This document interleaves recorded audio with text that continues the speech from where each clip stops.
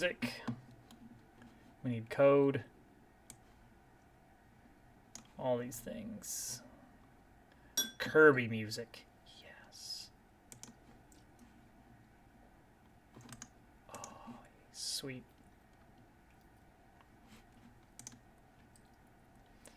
Oh, we need to actually have the audio captured.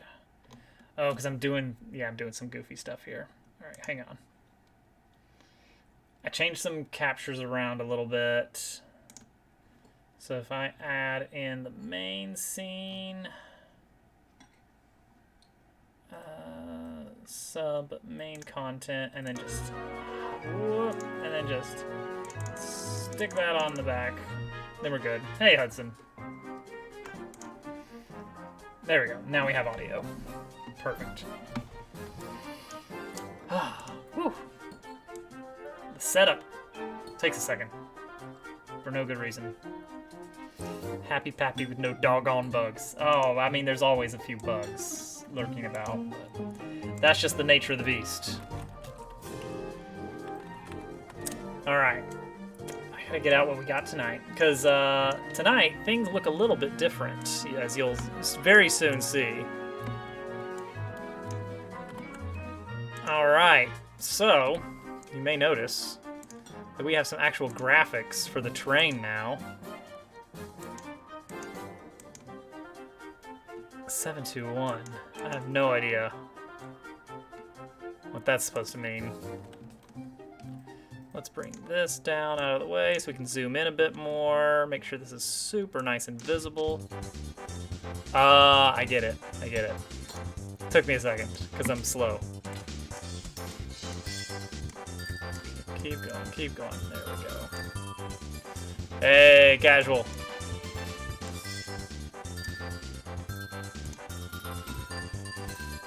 Alright, so check it out. We have actual graphics now.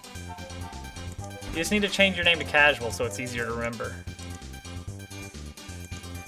So I just did some very basic girders. Yeah, I don't know exactly why the name changed, but it's very confusing, especially for people that are watching and I'm referring to a mysterious Mr. Casual all the time. What's that? That's true. No, he just said that he prefers casual. Yeah. So first time you go to the shop, you get that little loading, the little logo loading thing.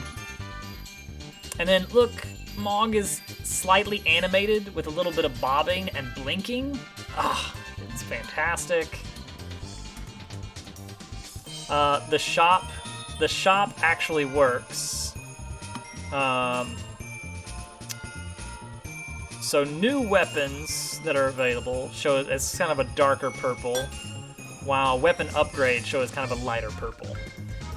And there will be another classification of things you can buy eventually, but right now it's just either weapons or upgrades to existing weapons. And I want to show you how easy it is now to actually set up weapons as far as having upgrades. So, what I got here, this is it. This is the standard weapon. Actually, let's go with jetpack. This is a jetpack. All right. How does one get money in this game? It's the little yellow circles that drop from the enemies. And the prices are going to change a lot. I just threw in a digit. They're probably going to be like a lot more. I have no idea on the scale of that. So all I need to do for defining a weapon is every weapon starts with some base characteristics, which is this stuff right here. Like it fires 1 pellet of type player bullet. It does 4 kickback power. It does 1 damage on impact. It travels at a speed of 4. It has a cone, even though there's only 1 bullet. You sure can. Get dozed. Oh, can't tell it. Okay, gotcha. It's got a fire rate, which is inversely, that's the time it takes to cool down. Deploy time doesn't do anything yet. Fixed spread, nothing really does anything with that. And max shots before landing. So when I define a shotgun, that is just the basic weapon, but with 2 extra shots. That's it. And jetpack is just a basic weapon, but it does 0 damage. It does much faster fire rate. It does a lot more shots. Ooh, sounds interesting. And then it's got different kickback power, different pellet speed, and fixed spread. It kind of is random spread. So these things right here, this initial upgrade and this block right here, they basically do the same thing. They change how the weapon is set up, but in a key different way. If I put these upgrades, if I put them in this initial upgrade block, then they instead show up in the weapon's overview right here. So I'm not writing this text here that you see, negative 100% damage penalty, plus 900% faster firing speed, plus 2,000% shots before landing. I didn't write that text. I just said, hey, here are the initial upgrades. Scale damage by -1, fire rate 9. It converts that into this text here with actual color coding of what's good, what's bad. And whenever you encounter a shop, I will show you the shotgun again. It picks the first 2 upgrades that have not been purchased as potential things that you can buy. So in this case, scaling our fire rate up by 50%. Right there, faster fire rate. I click it, and boom, look at that. Plus 50% faster firing speed. Give the shotgun a little bit extra. Faster fire rate. And then I can confirm or cancel out. If I cancel, Mog gets sad for a bit. And then the other thing is the shots change. That is, go up by 1. So if I check that, more midair shots, that is equivalent to +1 shots before landing. The shot, all this fanciness builds itself. I just give it a list of upgrades and it builds a shot for me. Mog is gonna go through a lot of abuse. It's true.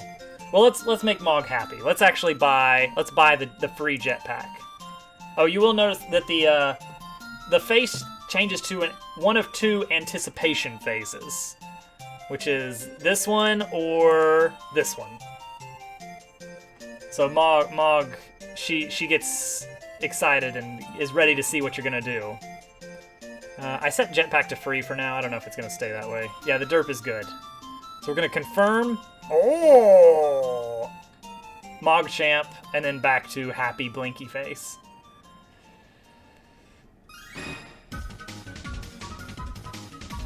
I don't know, I mean, store coupon, it effectively just feels like that's just money, but it's just a variable amount of money. I'm not totally against the idea, but it will be tricky to build something like that. And now jetpack is sold, it doesn't come back again. And then we exit our shop, and that starts level 2. Although you immediately fire a shot when you get to level 2, that needs to be fixed.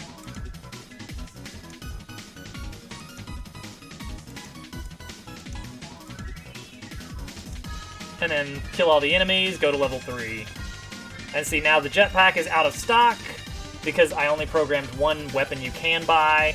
And so now we have 4 things we can buy because we have 2 different weapons. So it picks, I think, up to 4 upgrades, if I remember right. It just picks the top 2 available upgrades from all your weapons. So we could upgrade our shotgun. $3. Oh! And we'll upgrade our shotgun with faster fire rate for $3. Oh! And then we'll exit shop. No, we still got money. We're gonna buy everything. Oh! Oh! Everything's sold. Now we leave. And that takes us to level 1-3. So now our shotgun fires much, much faster. Boom, boom, boom, boom, boom, boom, boom, boom. That's a lot quicker fire rate. So what does this mean with this upgrade system here? One thing that does for us is that means that we no longer have to have weapons being based so a weapon's goodness is no longer just based on how good it is. We can also base a weapon's goodness on how good it can become for its upgrades. So we could specifically build weapons that are very weak to start, but come with a lot of eventual upgrades on the horizon. So I'm thinking the initial weapon will be like a very weak kind of pea shooter sort of thing, but it's handy, it has a lot of ammo, but it just keeps getting more and more upgrades available for you to buy that are more and more expensive, but over time. There already are random layouts. So we're buying out Mog here.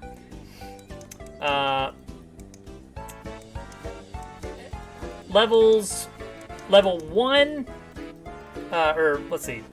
Everything that ends in -1 is a long horizontal corridor with random platforms. And then every world -3 is a tall corridor with random platforms. 2 and 4 are like this small arena where you just fight all the enemies to proceed. And then 5 is boss fight, which we're not going to do the boss fight. Which you just get a much bigger arena for the boss fight. And that's it. So let's refresh. Bring it back to World 1. Alright, so some other new stuff. Little bit of debug information in the top right-hand corner. Let's see if I can get to a place where it's visible. There we go. Milliseconds per frame is made up of 2 numbers. It is the sum of the milliseconds per update and milliseconds per draw. So that is the time it takes for us to run the logic each frame, is this line in the middle, and then the time it takes for us to draw all the pixels is this bottom one. And the sum is what we really care about, which is that's how long it actually takes the game to process one frame, both updating the positions and drawing it. Level could have a special separate room that gives you an item specific that can sometimes only be found in that room, but you need certain stuff to get in them. That sounds very different from what we were going for, but I mean, maybe. We might be able to do something like that. So let's see here. Yeah, so on my computer, which my computer's pretty sturdy, so it's taking me less than a millisecond to run the game for one frame, which is perfect, because actually, what's the turnaround? If you have 1,000 milliseconds and you want to do that 60 frames, then you get 16.6 milliseconds is how long we actually have. If this number ever goes above 16.6, that means it's taking us too long to process the game, and we're actually going to start seeing slowdown. Which, on my computer, I have no idea. I have no idea how long it'll take on a slower computer. Just thinking this seems like a roguelike, but hey, Moonrover be Moonrover. That's true. Yeah. I mean, we definitely want to go with kind of a... It's kind of more of a... It's becoming... It's got roguelike elements in that you get your upgrades as the game goes on, but the level layout seems more akin to something that we want to encourage combat less than exploration. Like, the idea is more get to the end than, oh, you better not miss something, or you're going to be at a disadvantage, so you have to take your time and look around everywhere. I feel like the game is more of like, clear out the enemies so that you can move ahead, rather than, keep looking. In fact, we may want to add something that sort of keeps forcing you ahead. Some kind of mechanic that's like, hey, you need to keep going. The time's a wasting. Not exactly a time limit, but maybe kind of. I'm envisioning now kind of a vaguely Terraria wall of flesh, but not quite so gruesome.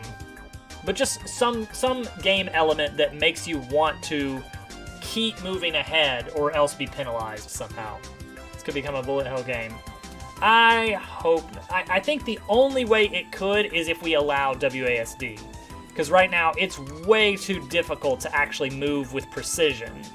You can move a general direction, but actually moving precisely like you would in a bullet hell game, next to impossible right now.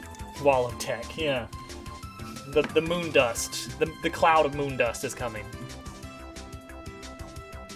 All right, so tonight, because I actually have a list of things I want to do for tonight. I've got it laid out, my exact list of what I'm going to do. First off, we're gonna deal with. Currently, I don't have a great way to know where the bottom of the map is.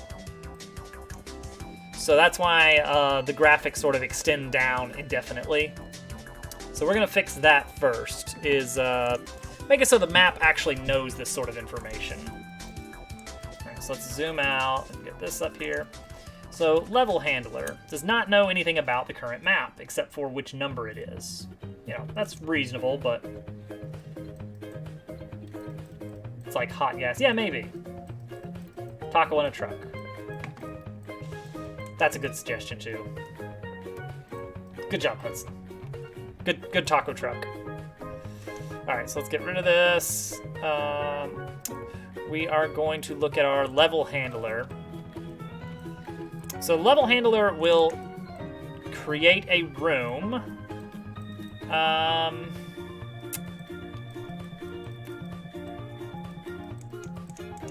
And that's and then that's just built by the room generator. So let's actually have the room, the current room, be stored right here. Nice. So let's see. So when we get our stuff, instead of doing room equals, we're gonna do this dot current room equals. So get rid of all this room stuff. Thank you for the space.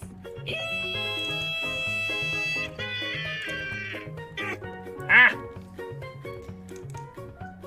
I don't know where the Discord message came. I don't know exactly what that was going for there. What? Let me go back to that. Space, whoa, Jabbar, whoa, unk. That's definitely a yeehaw in the middle there. Just saying.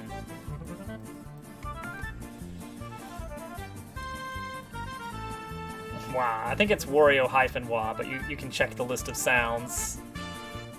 Alright, room generator.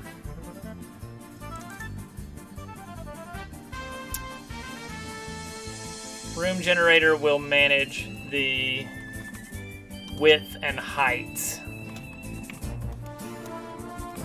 before returning. Let's just put that. Ah, here we go. Create base room. That's what we want.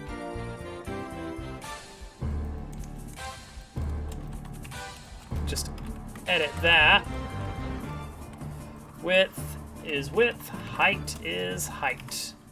All right, so now I should have access. Level handler dot current room. Yes, now we have a width and a height available. Don't even know yourself, man. Oh, here you go. Sounds. It's number 10. Oh wait, sound 10. There we go. Perfect. You have been warioed. Enjoy. All right. So that's the first thing we wanted to do. I'm proud of you, son. Dad, are you space? Yes, now we are a family again. Now we are a family again.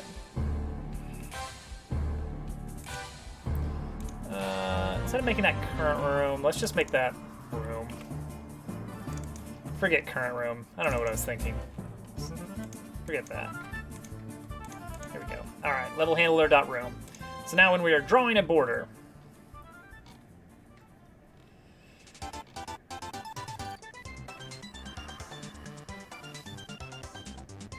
what? What's the what for? Room. Yeah, room. We're in a room. A room of the game. So we want to tile down until we hit the bottom. So tile size here. We're gonna revamp this tile stuff. Let me show you the art here. This is a tile set. Wow, you can barely see that. This is our tile set right here. This is it. This is the entirety of the graphics right now. And for what we need, it's enough. But the idea is that for later levels, we can swap this out with other graphics, and boom, it's got a completely different feel. Throw a different background, throw a different tile set, and that's that. So let's see here. For let y equals this dot y. This dot y? Is that right? Yeah. While y is less than level handler dot broom dot height y plus equals 32.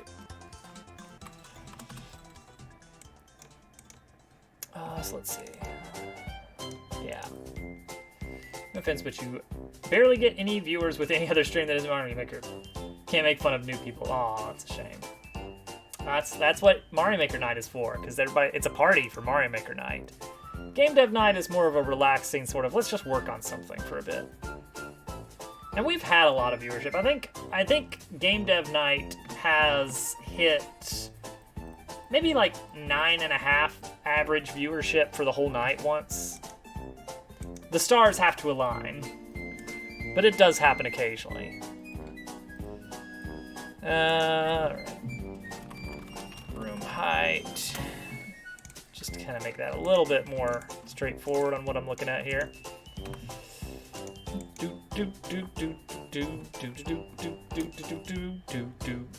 Okay, so now we need a mapped X and Y.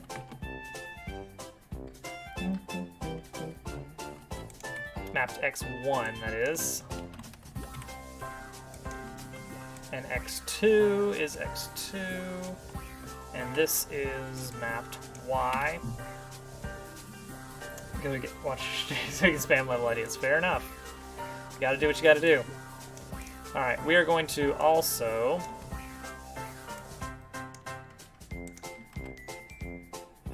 we're gonna continue if we're off screen. Actually, that needs a little bit of tweaking. We'll get to that in a second. We don't have a top or bottom tile, so we're good here. We're just gonna draw the tile, which is image 8, 8, 8, 8, mapped X1, tile size.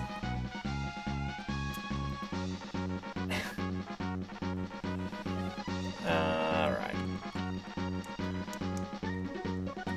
And mapped X2. So, if our mapped X is greater than tile size, what I'm saying here, I'm basically saying right here, if the tile is off screen, don't draw it. And I'm just kind of inverting the logic here to make it work properly for this particular setup.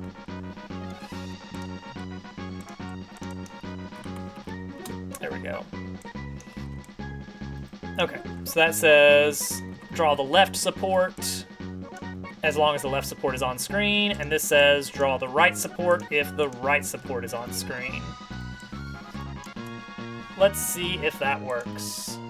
Oh, yep, now we got tiled art, except, oh, yep, except it's supporting off the right side instead of the right underneath the left, or instead of right underneath the corner. Alright, sounds good, Casual. Enjoy the lurk. Oh yeah, definitely. You gotta plant those zombies. Mapped X2. 32. We're using a lot of magic numbers here. Oop, nope, that's not it. Oh, and there's pop-in now. Of course there is. Alright, so that's supposed to be 16. There's still gonna be pop-in, isn't there? Oh, wait. Maybe? Yeah, there is. Just barely. Planting those zombies. That's what you gotta do. Oh, that was the name of your stream. Ah, I gotcha, like the stream title. Understandable, understandable. Okay, so it's in the right position now.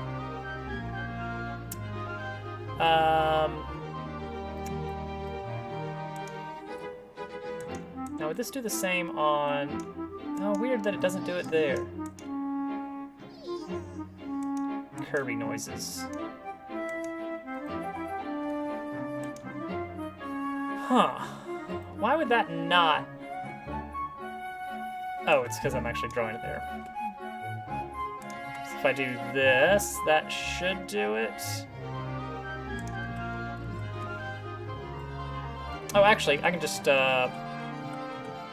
Map X2 should just be this minus 16, I guess? Is that right? Alright, that looks smooth. Alright, cool. So now we have proper supports that are lined up, that are not popping in. Cool. Beautiful. That is already a couple things off the list tonight. Map metadata available globally. Use that for tiling support. Boom. Done. Alright. Next is going to be interesting.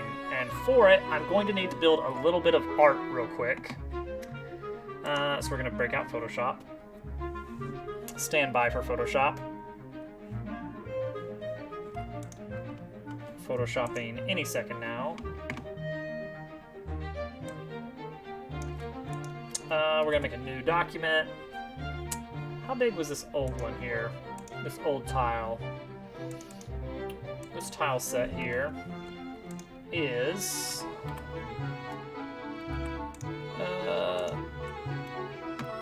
image canvas size is pixels 32 by 32. Pretty small, as it turns out. So 32 by 32. Oh, so each of these individual tiny tiles here is 8 by 8. Which means these guys up here are closer to 16 by 16 based on the pixel grid that we are now suddenly deciding upon. Yeah. So with that, how many pieces do I need? I decided on 2, 3, 4, 5, 6, 7 pieces. Some of them are a little bit taller. Let's just go 8 pieces. So let's do a 2 by 4. So actually, let's take the same size, but let's just go 3264 here. Hey, Day. How was the Celeste tonight? Shiner, all roads lead to Dobbs. You should know this by now. Oh, I need to change my mic mode, I think. So that hopefully we get a little bit less background buzz. You can't escape, Shiner.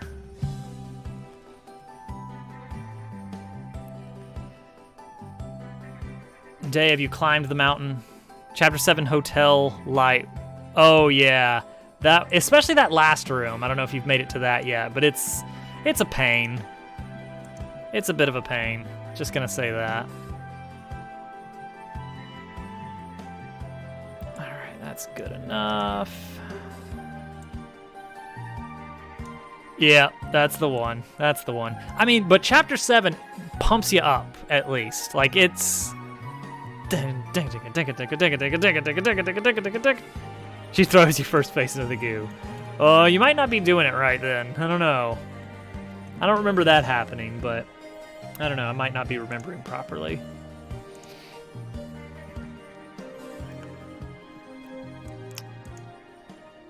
All right, so let me show you guys what we got new.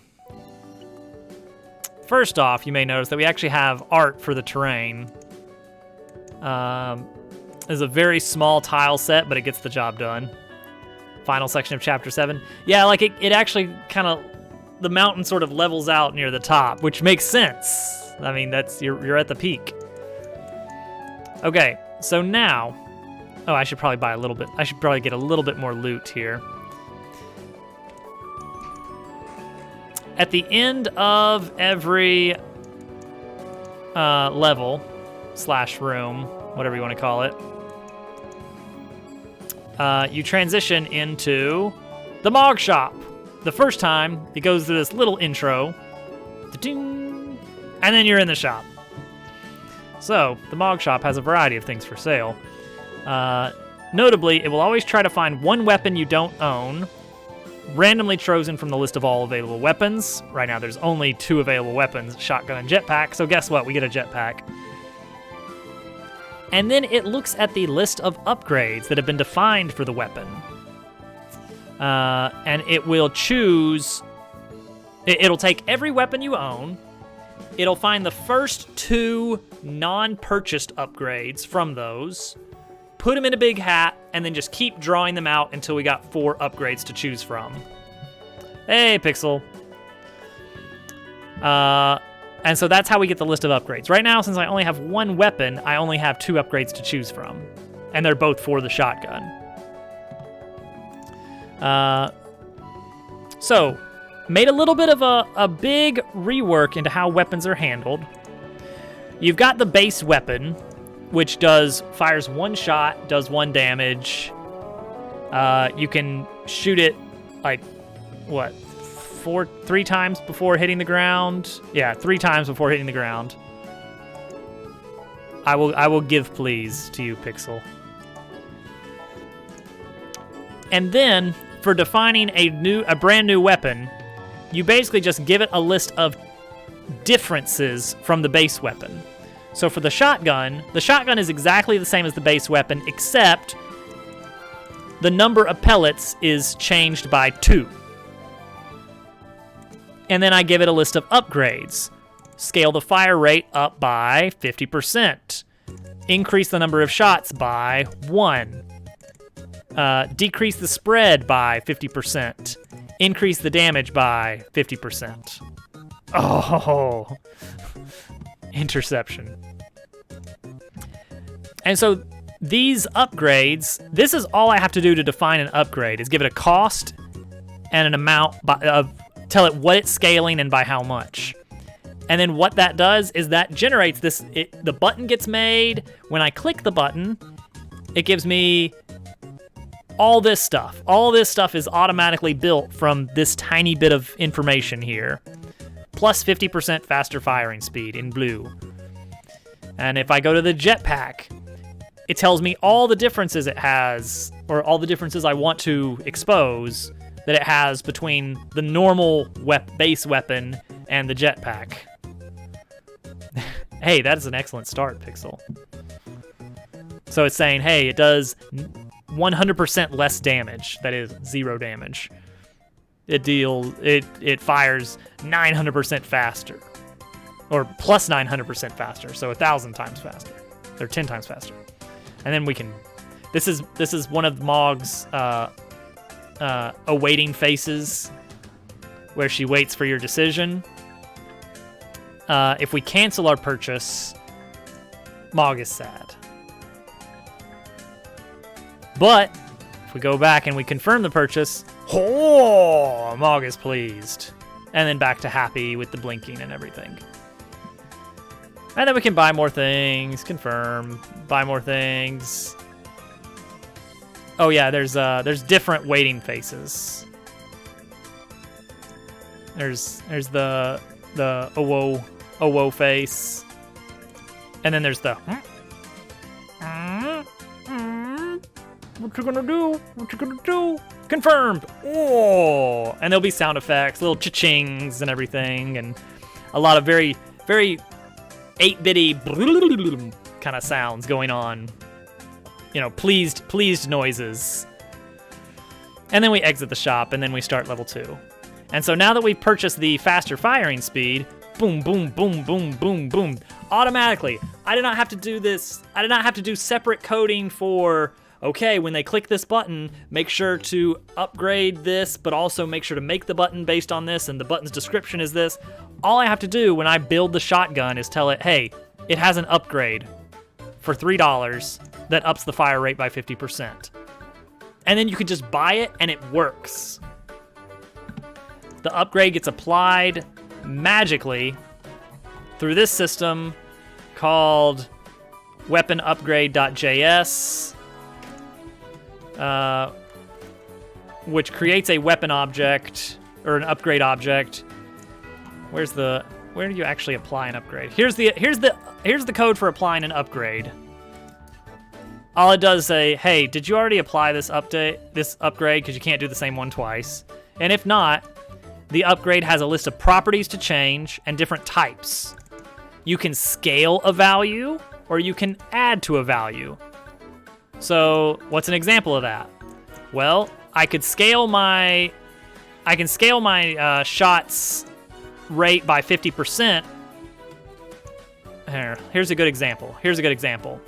All right, here's a good example of scale versus add. When I scaled the rate up, I scaled it up by a ratio of 50% versus this, well, no, I don't have a good example right now. Shotgun damage upgrade, I think, no, it's not a good one either. I think I already bought all the good upgrades. There is a good example. Shots change. All right, here we go. Fire rate scale up by 50%, or change the number of shots midair by 1, absolute 1. Is there going to be a Nintendo DS port for that? That might be a little bit above my pay grade, but we'll see what we can do. Also, hello, Skazoo. All right, so back to our list of things to do tonight. So we've already done a little bit, which is improving the. Whoa, milliseconds per frame just tanked. We're actually getting slowdown. It's taking, and it's back to normal. I don't know what happened there. Oh, there's something over here that's really slowing us down. Is it these tall, oh, I wonder if it's these images that we're having to generate. Yeah, we're drawing. Our drawing alone is taking a ton of time. But only on the left? Is it all these? That's weird. So I am drawing the same image multiple times, like over and over and over. I wonder if that's actually doing that. Whoa. I do have this little sort of quasi FPS counter. That's really weird. Now it cleared up. It's still like 10 times as slow as usual. I think it's just these background pieces. Huh.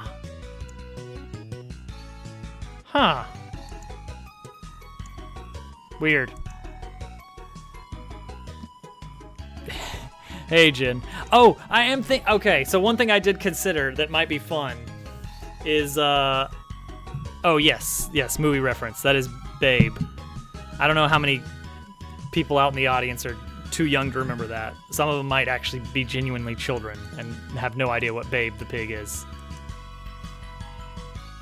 One thing that might be cool is actually having different dogs you can choose from, and the only difference is a little character portrait in the corner that shows you what dog you're playing as, and that's it. Like, it's just a still frame of that's your dog right there in the corner. I might do something like that.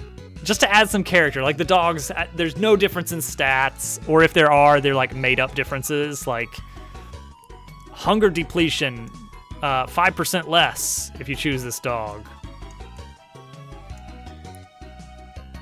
Cuteness, 14% bonus. Look at this terrible frame rate. All right, here's what we're gonna do.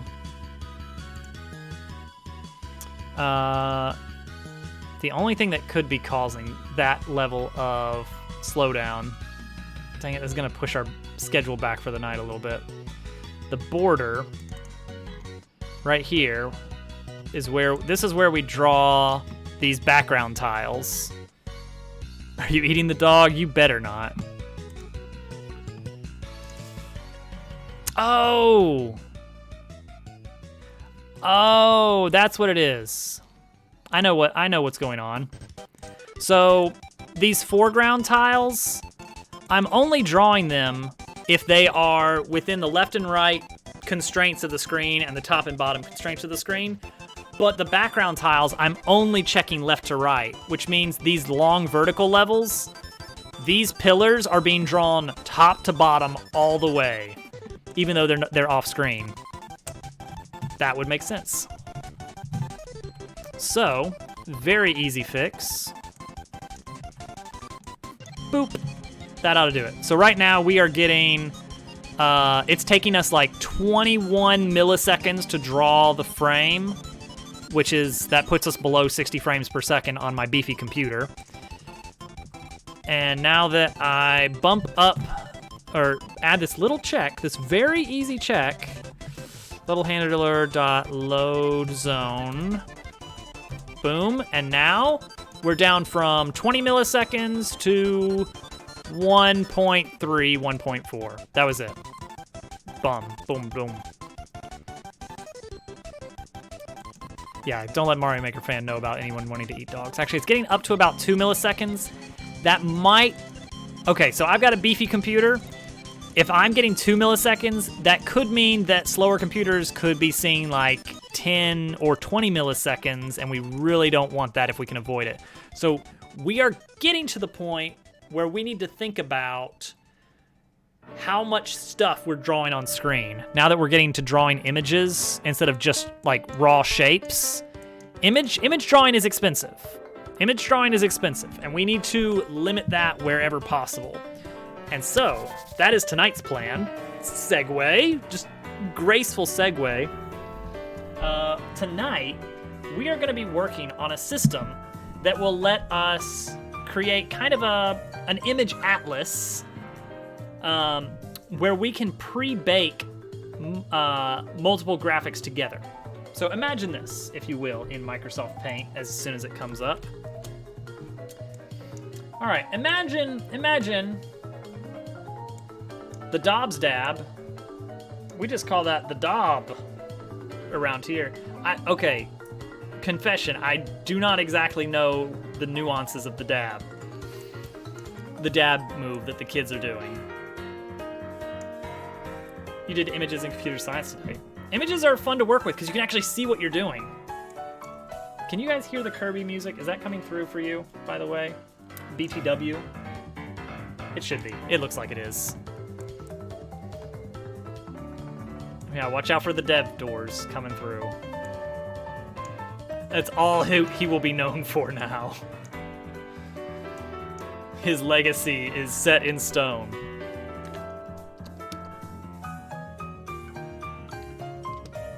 Also Fruit Loops, of course. Let's see here. Oh, yeah, I gotta do vertical line as well. Okay, a little bit more to fix, but we're pretty much there. Renderer. Vertical line. Oh, wait, no, that's fine. That is cutting out. All right, cool. All right, so let's pretend that we're clever. For just a moment. I'll tell you how long I've spent so far. No, you can wait. You can wait. All right, so let's say we are wanting to draw our little enemy sprite. But we want to be fancy and add some art, right? But we want to make it super fancy. We want to make lots of little jostling bits and pieces and panels of stuff. So what we do is we build out a bunch of small pieces of art like this, like one of these, and I don't know. It's got some. That's not a circle. That's a circle. It's got like some wheels on it. And we'll just color those in. And it's got some gears or something. I don't know. It's got some funky gears going on. You know, it's just got multiple pieces. Like, that's our raw artwork. Because what we want to do is we want to make it so that this whole robot thing kind of jostles around within its own artwork. All right? Like, things are kind of like moving and shaking. But we don't want to draw every single frame of that happening because we're lazy, right? We're lazy.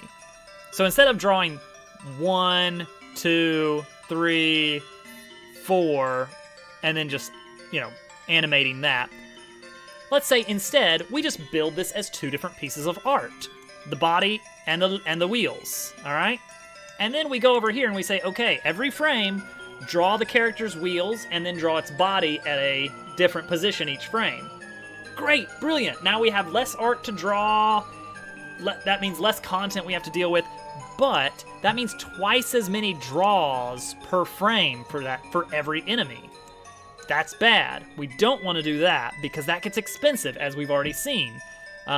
We have pretty much doubled our draw call just by adding these supports here. Or doubled our draw time. So if I want to have a bajillion little gears and gizmos on these little robots to represent them, I don't want to draw every frame by hand, but I don't want the computer to have to draw them every frame either. And that's where we get creative. What we're going to do is we're going to build a system where I can give it something like this. I can give it, hey, here's my raw art. I define box as being here and wheels as being here. I give them bounding rectangles and locations on the canvas and tell them, hey, here's where you find the wheels, here's where you find the thing. And then I tell it, think like the paper dolls that have like it's like, not a push pin. Brass, it's like is it brass tack? What's a brass tack? That's surely not, no, not a brass tack. Something, it's like used in elementary school art projects a lot. It's like a tack that you push in, but it's got these 2 little, the pointy bit, a what? Brads? I don't know if that's it. That's what they called them? Okay, hang on, I'm gonna see if that's brads. Oh, actually, I think you're right. Yeah, it's a brad. They're called brads. Huh. Okay, chat. These things. These are brads. Okay. Brad. Dang it, Brad. No, not a Chad, a Brad.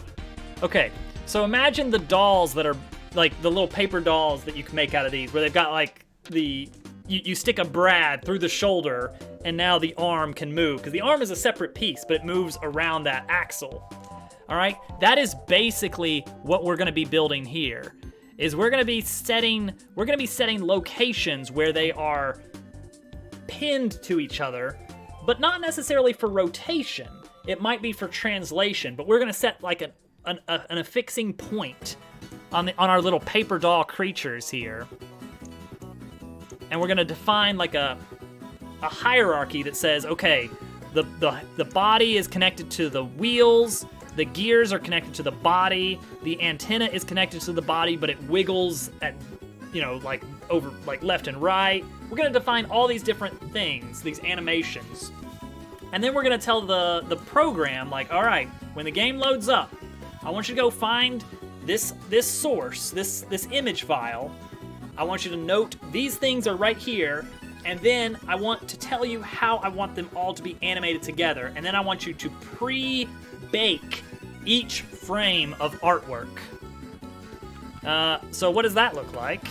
That will look like, hopefully, our final product will be that we just give it the information about where the art resource is, and what it gives us is all of the art pre-baked the way we want it, like this, on a new image file that gets stored in memory for the game. So when the game loads, it's gonna build an image file like this, And now, every time we draw our robot, we don't have to say, go find the wheels, place them down, go find the body, place it down. We only have to make one draw call, which is, hey, grab frame number 2 and place it down.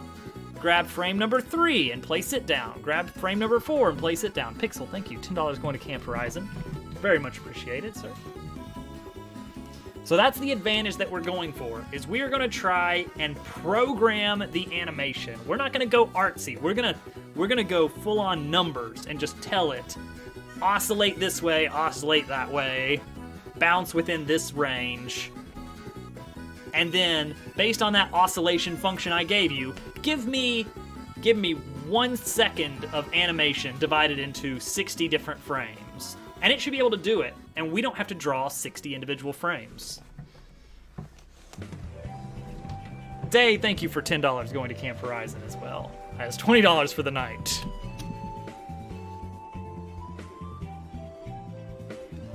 All right, everybody on board with our mission?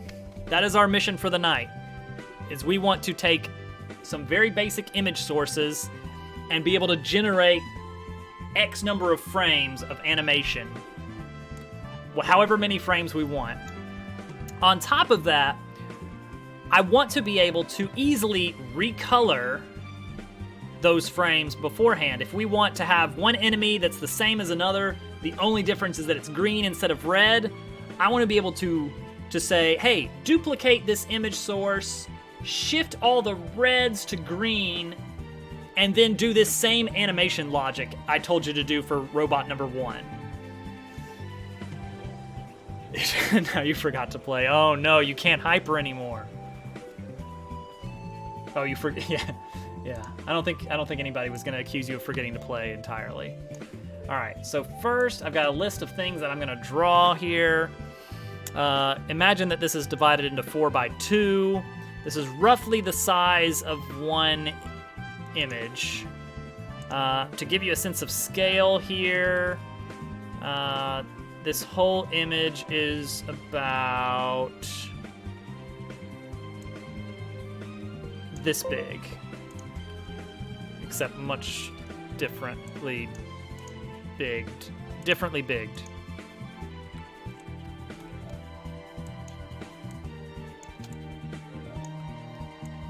Let's get our sense of game scale. There we go. That's about the size of this image here that we're dealing with. That's about the game size, more or less. Okay, so let's work from that. So our hitbox is about 1 box. So let's keep with the red color. Let's make it a little bit more rusty brown. Not straight up orange, but getting there a little bit. Couldn't do a room because it had a Dream Hyper in it. Yeah, that did come up.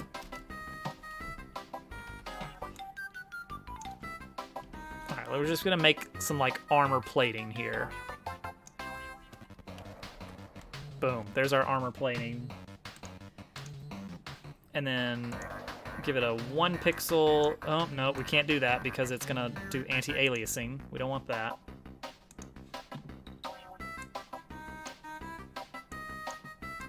Okay, kind of get some shading down here.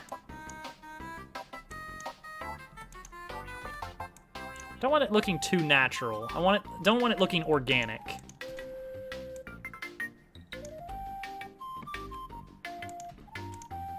So let's add it. Let's make sure we get some bolts of some kind. Something that kind of looks like bolts. There we go. There's a little bit of robot armor plating. 8. Oh gosh. I mean, why not, right? All right, we can go a little bit bigger than this. We got lots of room here.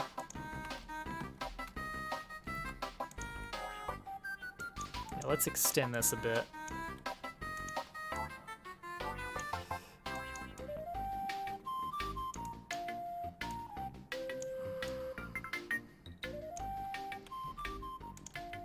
It still looks way too ladybug wing, but we're just gonna go with it.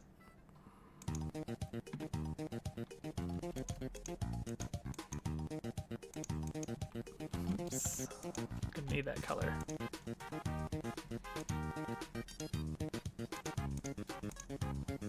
Yeah, that'll work. All right. Plating. What else do I want? A wheel. We need a wheel. Let's see if we can kind of reuse some colors where appropriate.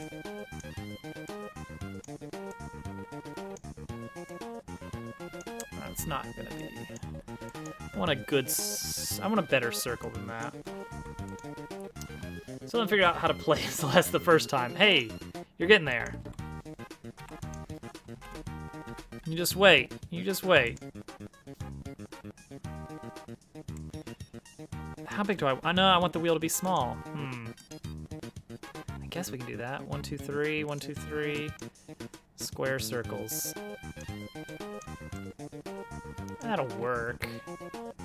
It's not actually, let's go 1, 2. Too smaller? Sure. Let's do it this way. Yeah, tiny wheels. Yeah, that'll work, because then we can just go with a nice orange hubcap, or one of these maybe. There's our wheel. It's shut down for the night. Unfortunate. Now let's go for a different color. Let's give it a really, kind of really grungy gray here. Perfect. Good enough. Oh, that's unfortunate. Okay. So we got a wheel, we got some plating, some cogs. Actually, I'm not really feeling the gears right now at this scale. Exhaust port. Yeah, we can do exhaust. In fact, we don't even have to make this a separate grid. Like we can overlap parts if we want to.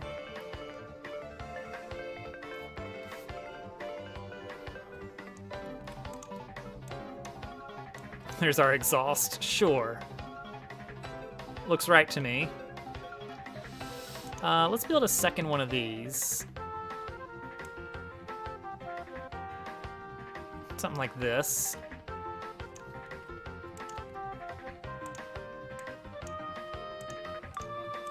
A little bit of that. I think this will look actually pretty cool. No, Chapter 7's really not that bad. It's like the big gimmick is the dash change, and that's it. Because every other gimmick you've seen before. Well, hang on. Sideways springs. Pixel, help me on this. Do sideways springs appear before Chapter 7, and if so, where and when? Sideways, surely they appear before Chapter 7, right? You managed to get the B-side? Nice. The B-side is rough. Let's see. Next up, I want some kind of viewport. I'm sure that, yeah, that's what I'm thinking. I'm sure they do. And for the life of me, I cannot think of a room that has them. It's like Chapter 1? It's like, no, those are zip blocks that take you across horizontally. You use your momentum.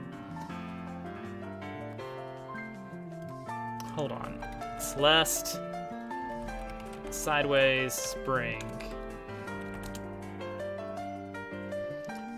Objects. Springs.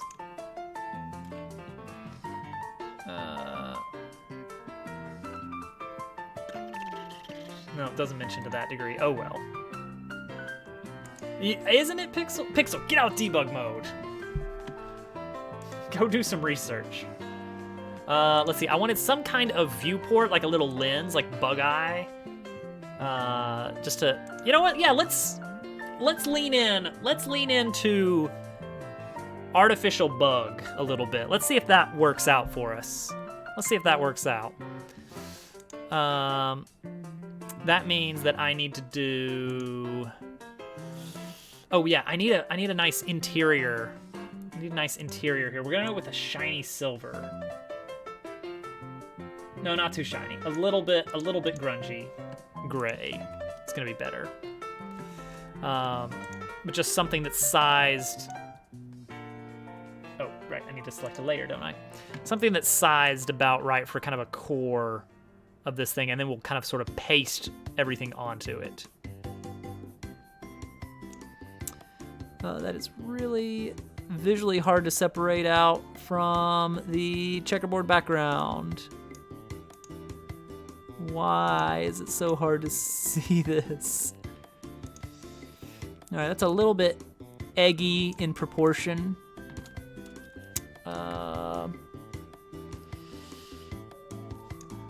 Easy to fix.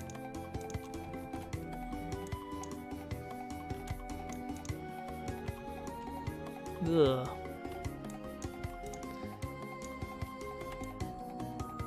All right, is that a reasonable size core? No, it definitely needs to be bigger than that. 1, 2, 3, 4. 1, 2, 3. Okay, that one's 5. So let's go down an extra tile. All Minecraft circles are coming back to me.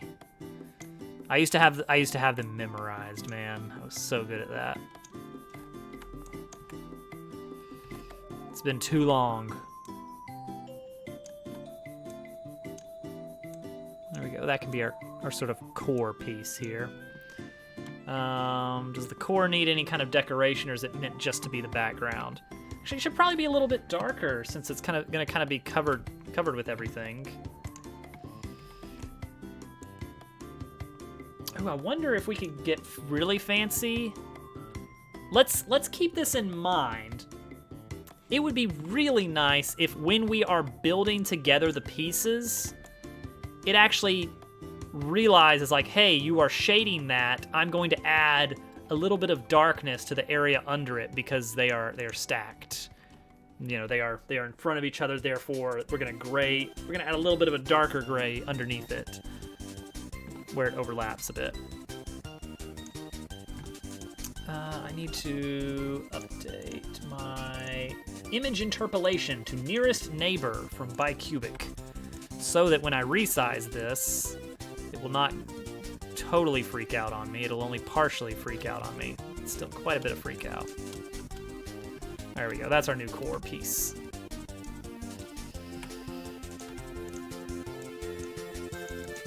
Yeah, it's not a perfect circle, but it's good enough for considering it's going to be like covered underneath layers of other stuff. Better.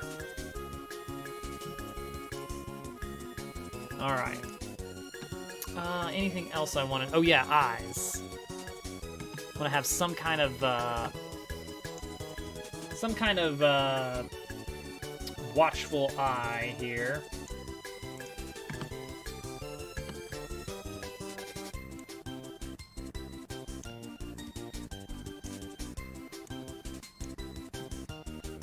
You know what? Good enough. How will that look? How will that look when it's kind of, is it going to be like front? Is it going to be wobbling? I don't know. We'll figure it out. Yeah, let's make it more circular. Yeah, why not? We'll leave a little bit of breathing room between these in case we want to add stuff. The nice thing is we can just like add on to the bottom if we want to. But that will be our image source here. So we're gonna call that enemy pieces 01. Enemy parts. Because here's a cool thing that we could do with this. We could turn these into particles when an enemy blows up. We can have its assembled pieces somehow stored in memory. Like, hey, this enemy type, when it blows up, here's the graphics you need. Turn those into particles as needed and make them just blow up everywhere. That would be cool.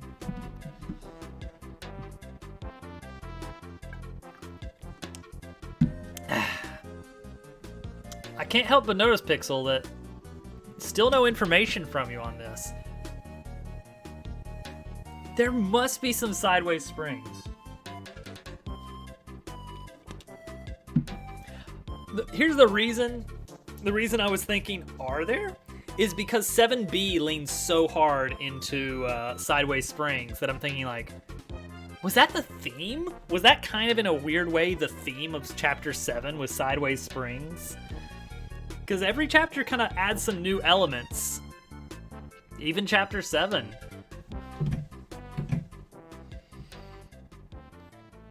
You're playing through the game now. All right. Should be done in about 30 minutes. What is this from?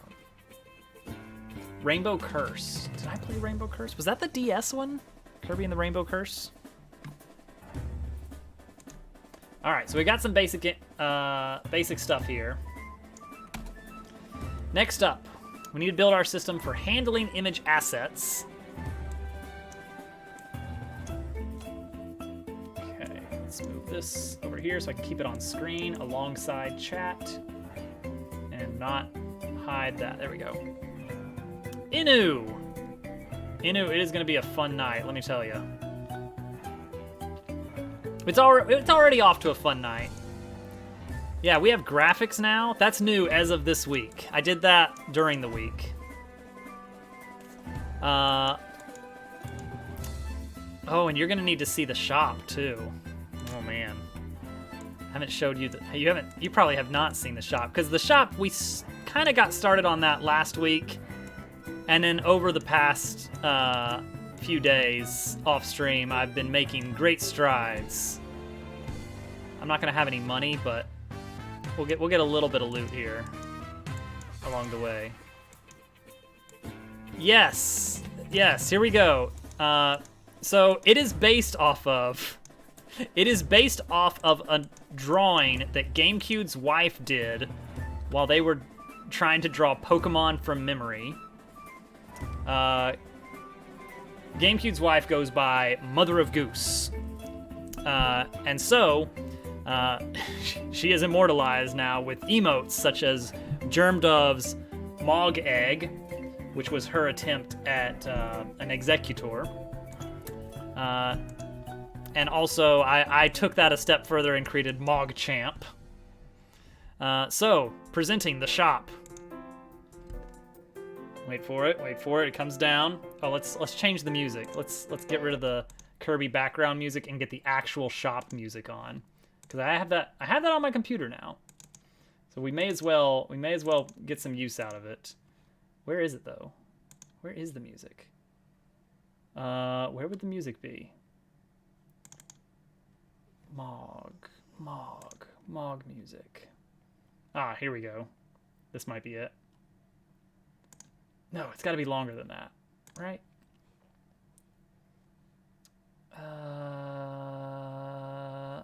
Well, we'll take the short version.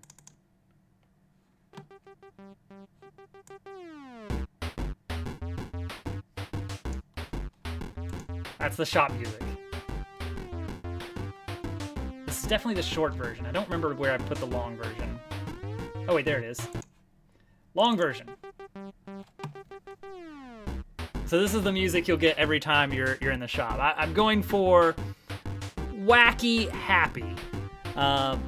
Something along the lines of Earthbound Saturn Valley. So happy to see you. And so every shop you've got a new weapon that you can choose to get. Tells you the stats for it. Oh, Mog gets excited. Are you gonna buy something? Are you gonna buy something? Of course we are. Oh. Mog is so happy. She's so happy. Oh, but if we don't buy something, oh, she's sad.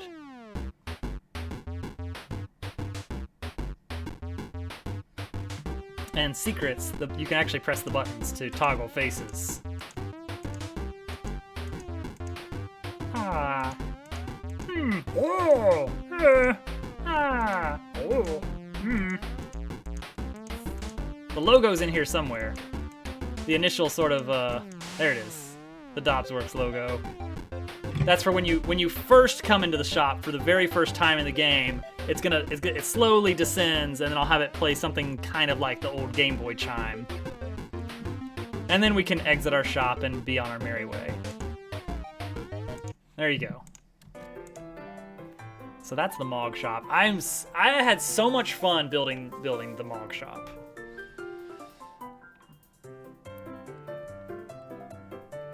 It's full of character. Mog is a character. All right, so now we're gonna work on our magical thing that will automatically build images for us from pieces. The current music is definitely not. The current music is from Kirby Star Allies. We've got a few tracks. Let's see here. Okay, this one has stayed pretty much unchanged. This is sort of the main level theme.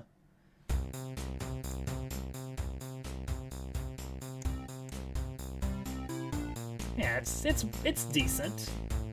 I'm most proud of the Mog shop because it's just so happy. It's a little bit more adventurous. We tried a little bit of on-stream music writing a couple weeks ago, and I came up with some really weird stuff that I want to go back and redo, because listening back to it, I'm like, I know what I was going for, but I really wish that I took this in a very different way. I wanted to try some stuff that I was like very unfamiliar with, so we went with like really weird chord progressions plus really weird time signature. Yes, Shiner. Moon Rover is the story of Rover, who's a dog in some kind of weaponized capsule on the moon to fight robots and stuff and save the moon. Oh, I wish.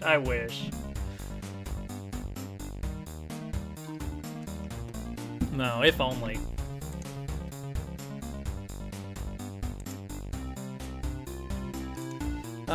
So we need, I've got my notes here. All right, handling image assets. We're gonna build a structure that allows taking in raw images, laying them out on canvases, and using them for in-game art. So, the top of that structure, yeah, to save his dad. Captured by moonbots, moon bug bots, something. No, that was a loop. All right, so this other one, let's see if I've got this one. This is in 7.4, which turned out cooler than I expected. I was expecting it to be really hard to work with, but it actually worked out great. But the chords I'm not crazy with because I went too weird. My goal was to go weird, and I went too weird, and now I don't like it.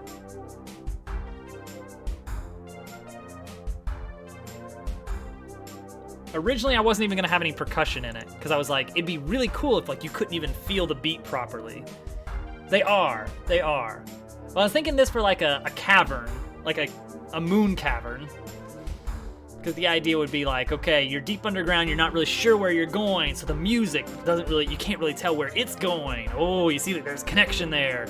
And I don't know, some of it gets weird, and I don't really care for it. Like that one, it's like, all right, yeah, it's weird, and it's uncomfortable, but I want to be a little bit more comfortable. Yeah.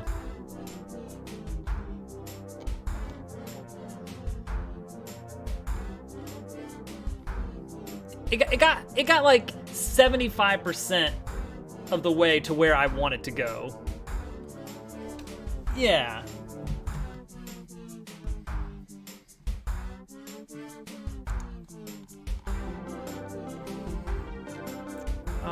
So we want to have an image class. We're gonna make a new folder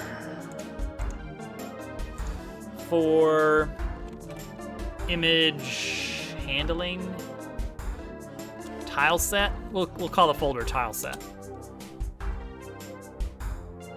All right, that's the full track. Back to the, well, actually, you know what? One more time through the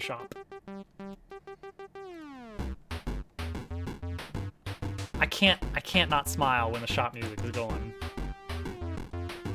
It's just happy.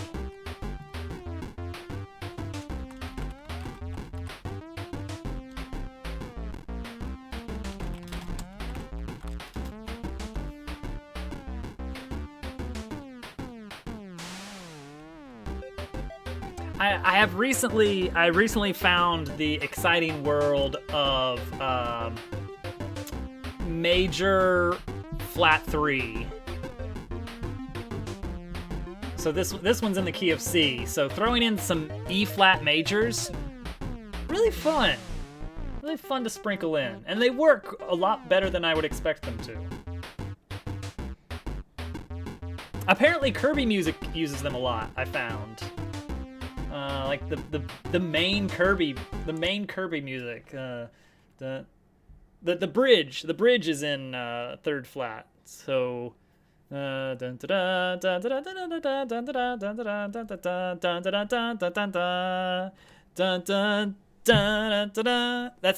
E flat. It blends well. It gives you some movement somewhere. You're like, whoa, we're going somewhere different now. Here we go. I love it.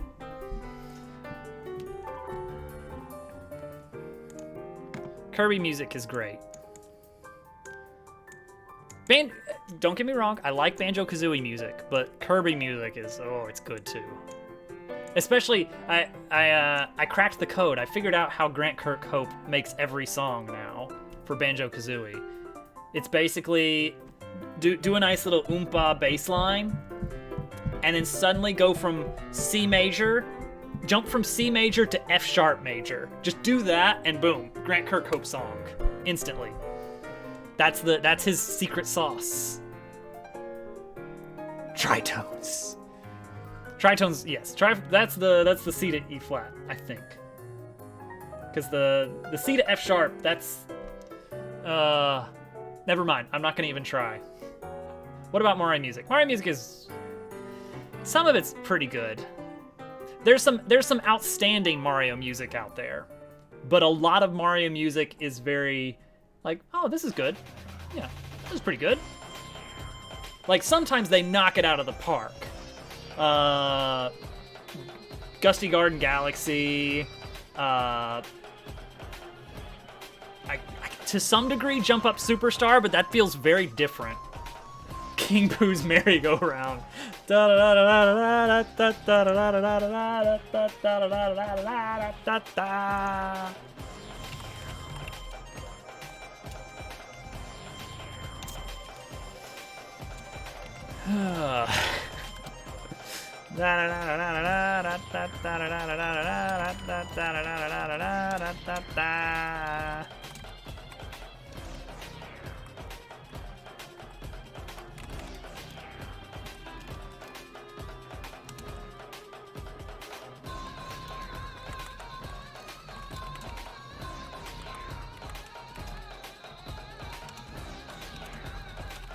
Super Mario 64 credits are good. Yeah.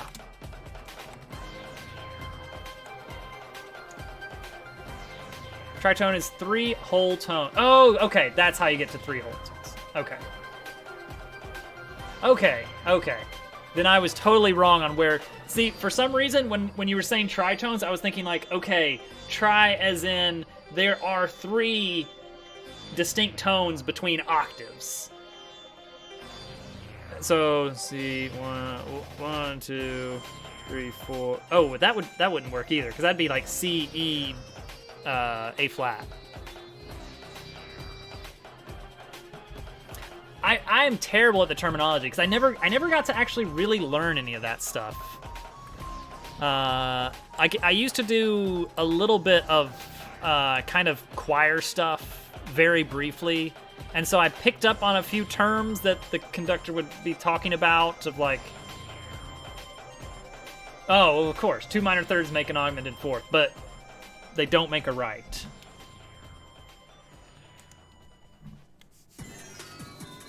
So he'd always be talking about things up by a fourth, up by a third, and I kind of reverse engineered, like, okay, that's what he means by that. But I don't know. I wish I had gotten to actually take some Dang it! If I had 1,000 lifetimes, I would love to devote several of them to like in-depth study of music. This is all Kirby stuff. This one is Kirby 64, which was a fun game, but the movement feels so sluggish. Oh no. No, please never take anything I say about music terminology to heart. Alright, so we're gonna have a tile set. It's gonna have an image thing. Thingy thing. Tile set. We'll have a list of tiles. So we're dealing with, this guy right here is gonna represent a tile set. And so each tile will be something like, okay, this block is a tile, this block is a tile, this block is a tile. So we're not gonna do this. And there's you who understands nothing. Aww. So we're gonna have a create tile function that's gonna say, give me the X, the Y, the W, the H. That's the position, width, and the height. I absolutely love the Epic Yarn soundtrack. It's just very light piano tracks, and they're all just very floaty. It's great. Sammer. Same. Pixel, do you need to go to bed? It might be about that time. I don't know.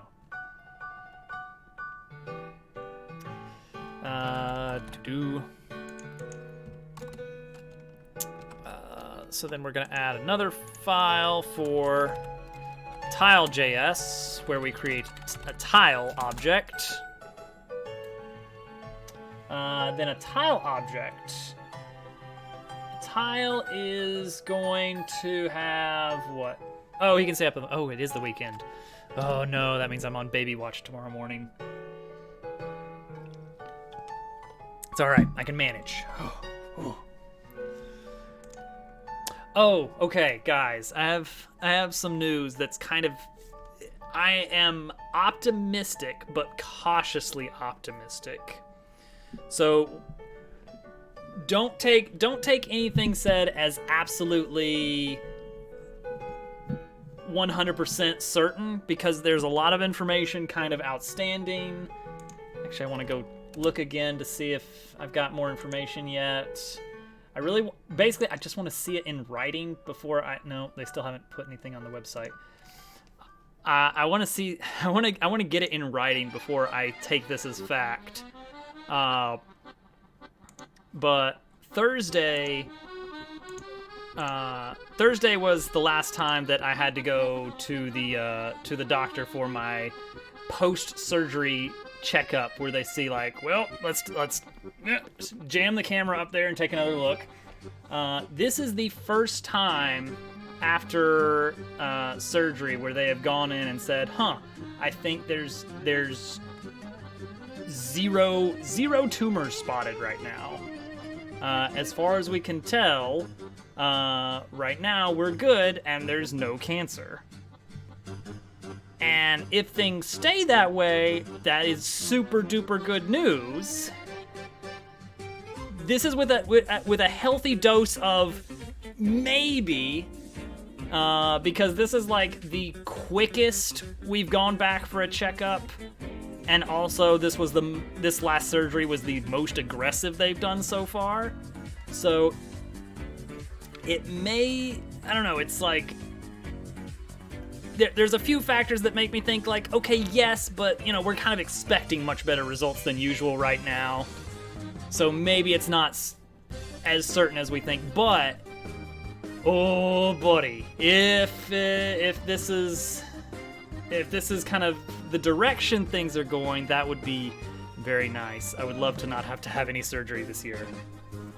So fingers crossed. Fingers crossed. A little bit of good news. A little bit of good news to sprinkle in here. Hopefully. Hopefully good news.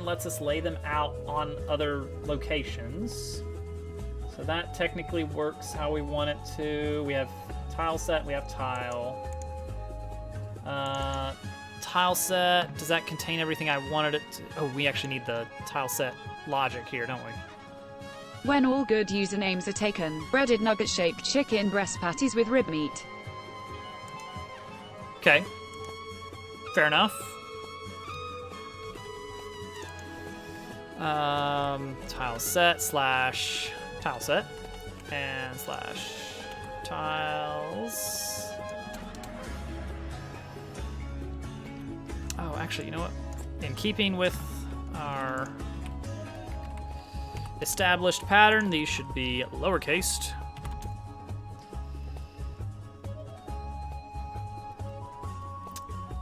Fair enough. I assume it's very funny. I assume it's very funny and clever.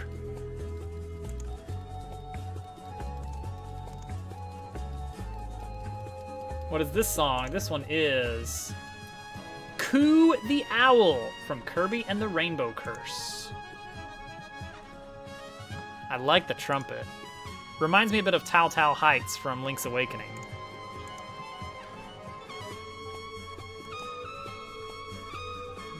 He's cool, very cool.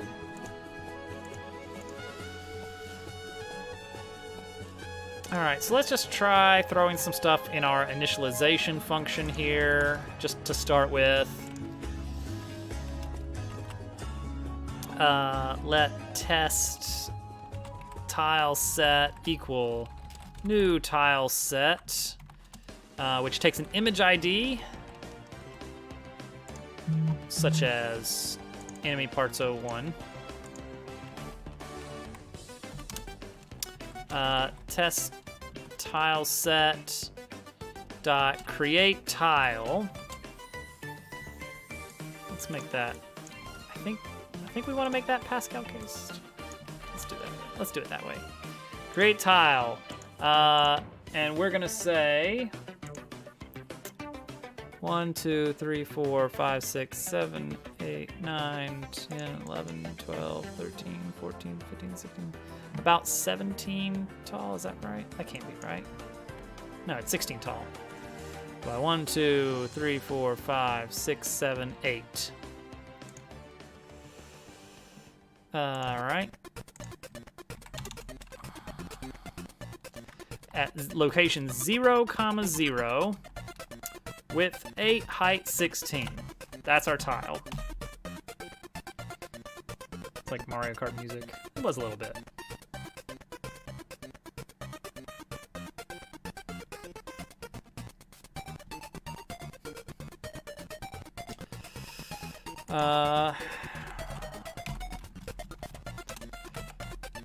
Let's try something.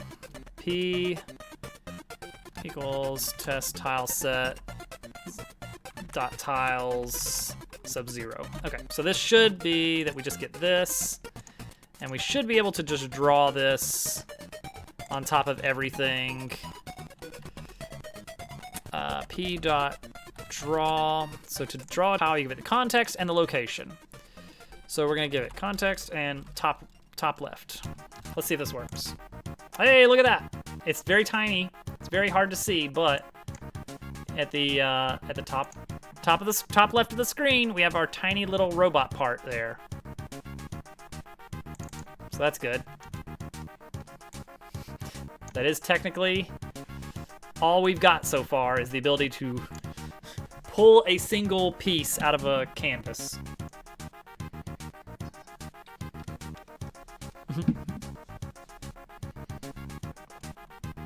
Komodo hype.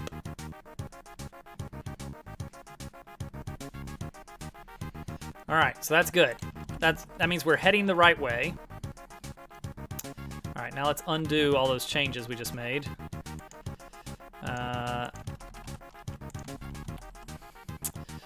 Where do we define our tile sets? I mean, you can't really beat Komodo hype, can you?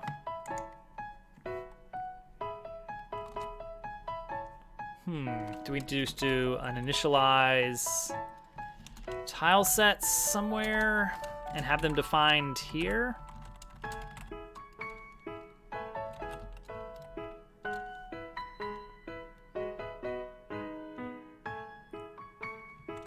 No, because this is for...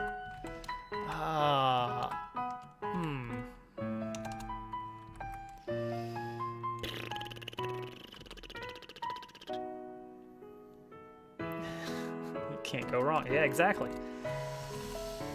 Let's see. Tile sets equals an object, and then a function, initialize tile sets. And this is where we set up our tile sets.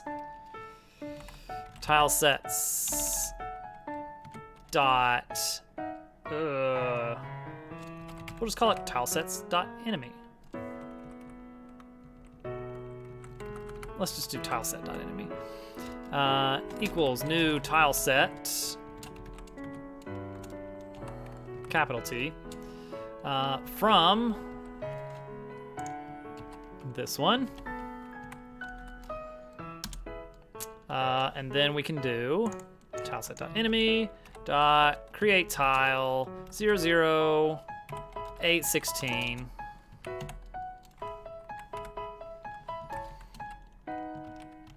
And we can even comment which one that is. That's a left plate. What else do we have? I want to play Hollow Knight again.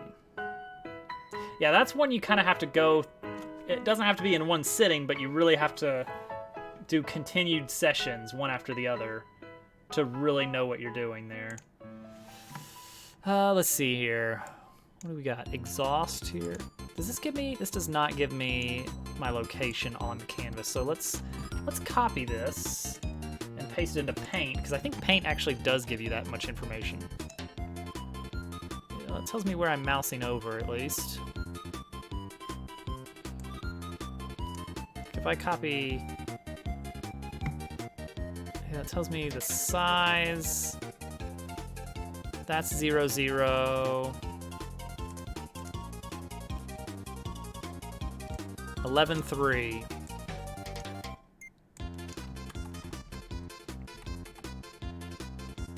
Classic tune right here. 11.3.6.2 is our exhaust. Do tiles need to be named? I wonder. Ugh. No, I think we're good for now. Maybe later. Maybe, yeah, Sand Canyon. Wonderful tune.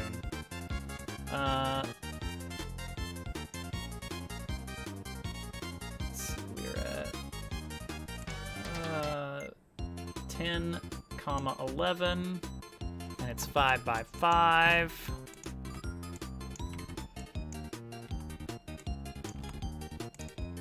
Is wheel. This is just kind of our test run here. Eventually we may actually like have to name our individual pieces. 19.4.6.12. Right plate.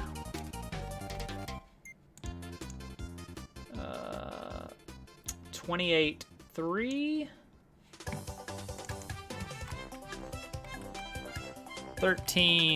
13 is our core. And finally, we've got the eye at 43.1. And it is 4 by 4. Completed World 2. Excellent. Keep them coming. All right, we're going to initialize tile sets. Right in our main code, in our initialization, there it is. Boom.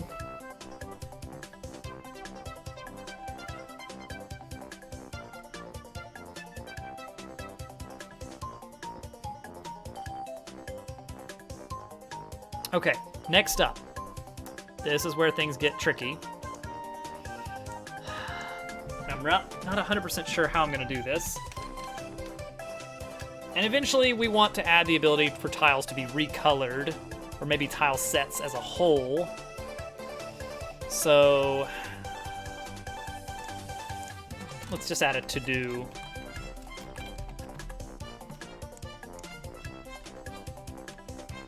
Yeah, we could have a recolor for an individual tile or the tile set as a whole, and I think either one would be fine. Ooh, tricky though.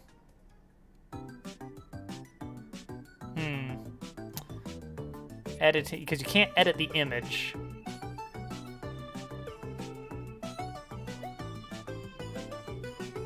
You can draw the image to a canvas and then edit the canvas data.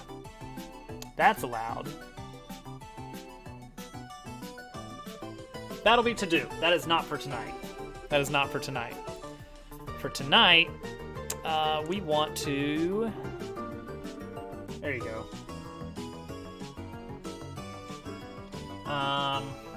Okay. This is tricky stuff. Art node, is that what I'm gonna call this? So what this is the element that represents how the right plate connects to the core, and how the wheel connects to the base, and how the eye connects to the plate. It's the thing that defines these connections and the hierarchical order. You know what they say, all toast is toast. So they do. You know what they say. Luigi, look! It's a letter from the princess! So... and we need some way to export these. Hey, Germ Dove. Hey, Oof. How you guys doing? Guys, you gotta check the shop. We gotta get to the shop pronto. Ow. Slightly less pronto now. Let's cheese out some loot here.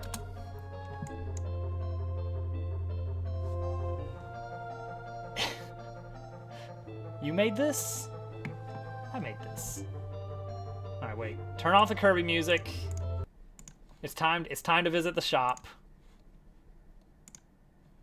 Which means, all right. Imagine a Game Boy starting tone, the original Game Boy starting tone coming up here. All right, that's what you need to have in your head when we enter the shop. All right. Ba-ding.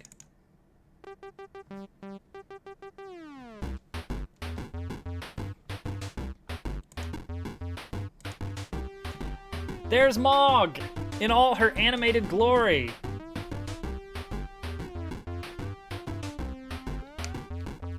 Hey Mog, I want to buy this jetpack. I changed my mind. Oh. Wait, I think I want to buy it. Yeah, I do. Oh.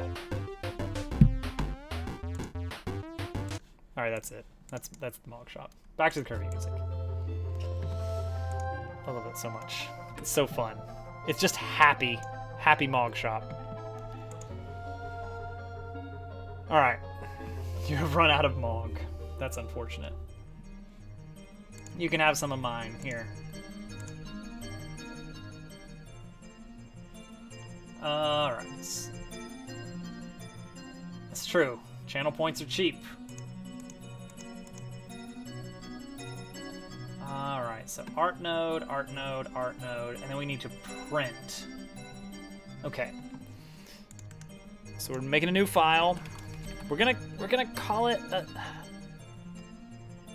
maybe tile node works better.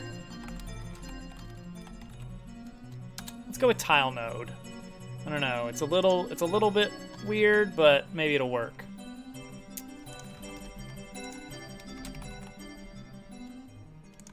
Uh-oh. Something unfortunate? This worries me.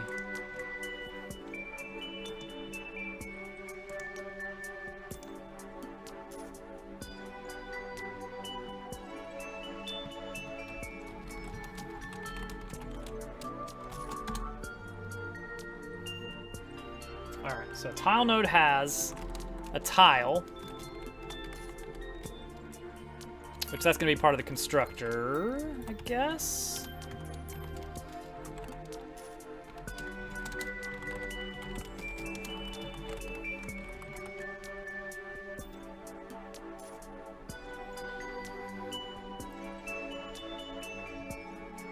Mog is a square mascot. A square mascot.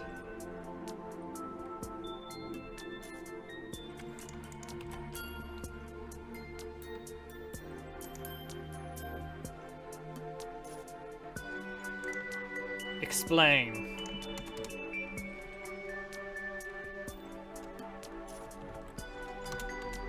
Oh, how does this work? In square... Oh, like Moogle?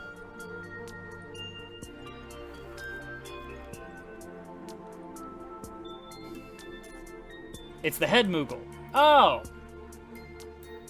Oh well, I mean... There's only so many combinations of letters in the world. You can't always have a name that nothing else possesses. Alright, so tile set is that. Tile node takes a tile. It's got to have a list of children, which are also nodes. Has this been used? Possibly. Possibly. Good idea, Pixel. Get you some sleep.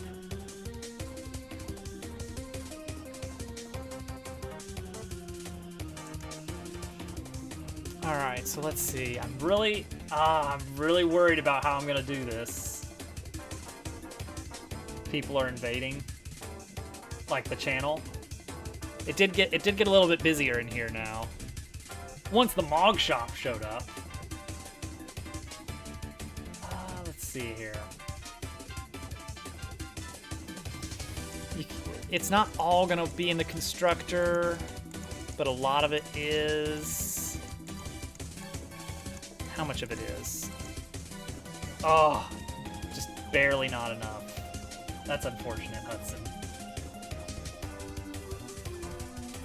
Well, do you have tokens?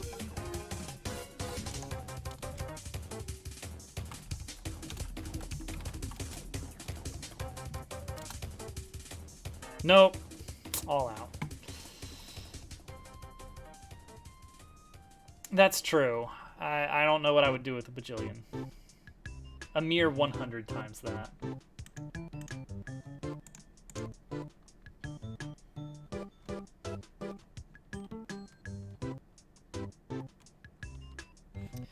I guess add child. Okay, there we go. This dot. Now, all right, I kind of know where we're going here. We're gonna have a list of children. Add child is going to be a function that accepts another tile node.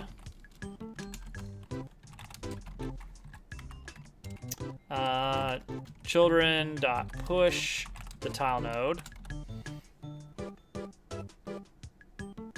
100 times 0. Oh.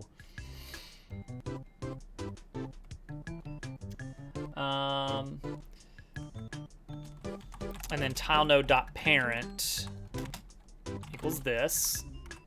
Tile nodes are gonna have both. We're gonna keep track of the parent and the list of children. Ding. 1, please.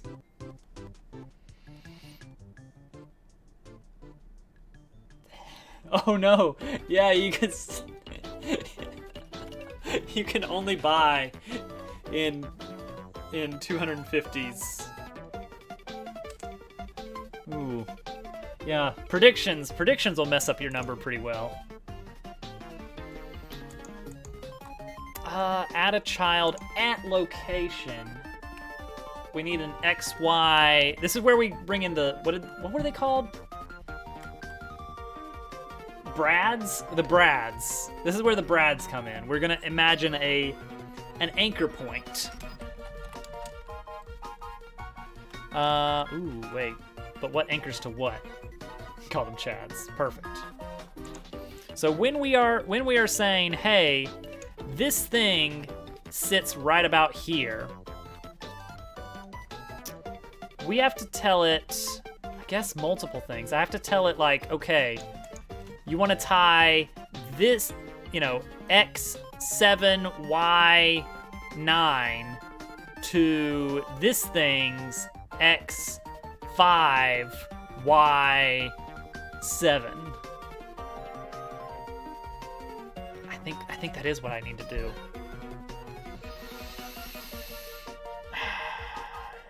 Effectively, it's pretty much the same as just saying, hey, what's the X offset and the Y offset, though, isn't it? That's all I really care about.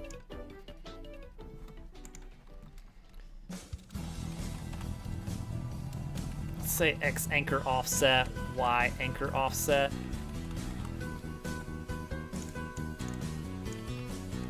Yeah, let's do that. And that anchor location is stored on the child.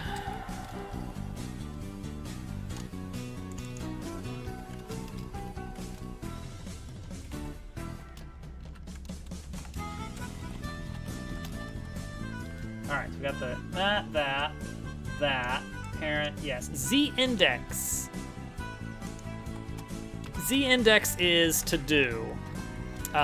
This is because when we are anchoring things to each other, it's not necessarily that the top thing is the one that's like attached the most layers up. I don't have a great example of that. Oh, like the wheel and the plating will both be attached to the core, but I want maybe the core to show up on top of the wheel. And so I need to provide Z indices to these to tell it, like, basically, like, hey, how far up should this be? So we'll get to that. For now, just layer them in whatever order. I don't care. And next up, we have the offset function.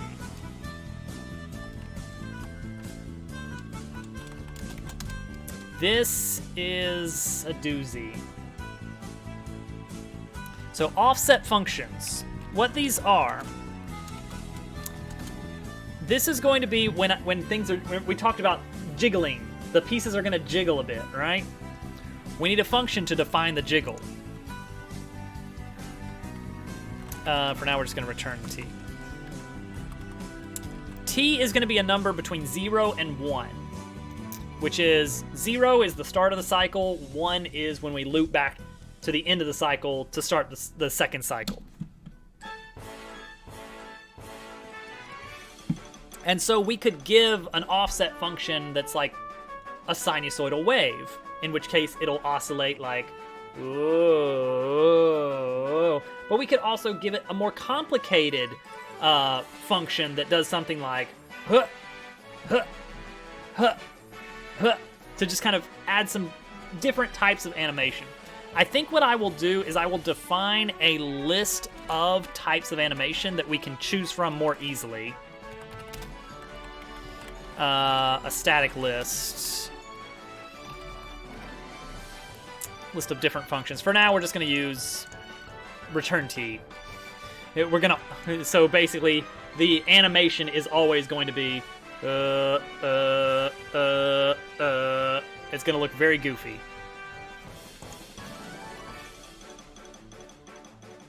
Yeah, exactly.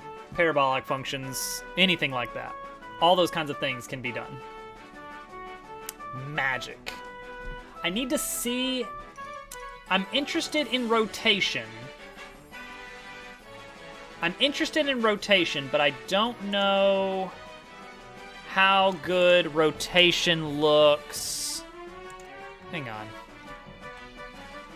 Hang on. Let's bring this back. Bring this back.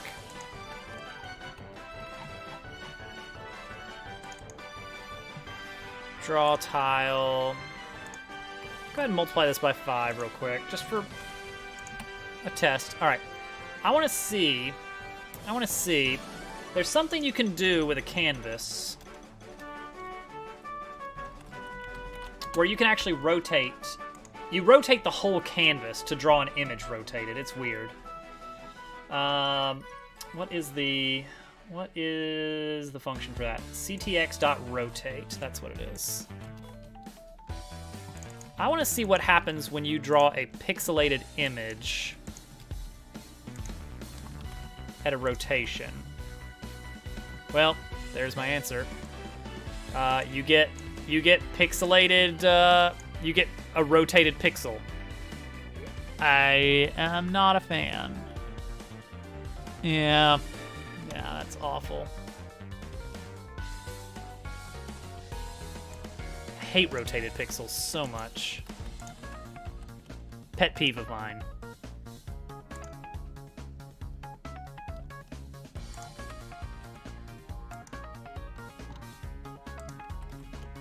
Just really gets on my nerves. Mario Maker especially does that. Oh no, not Pixel. Pixel is rotated into bed. Hopefully.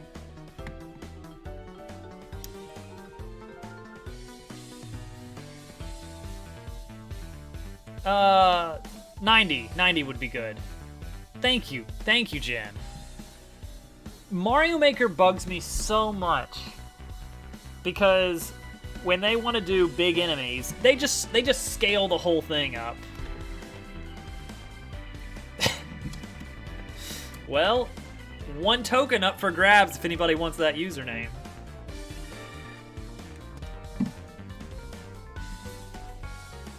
Which is probably too long to be a Twitch handle, admittedly. Yeah, Mario Maker just stretches and rotates pixels, and it really bugs me. They just do it wrong. Okay, Celeste kind of gets to me a little bit. At least Celeste has like some kind of post-processing shader going on where they make sure everything lines up on the grid. No in-between pixels, no rotated pixels.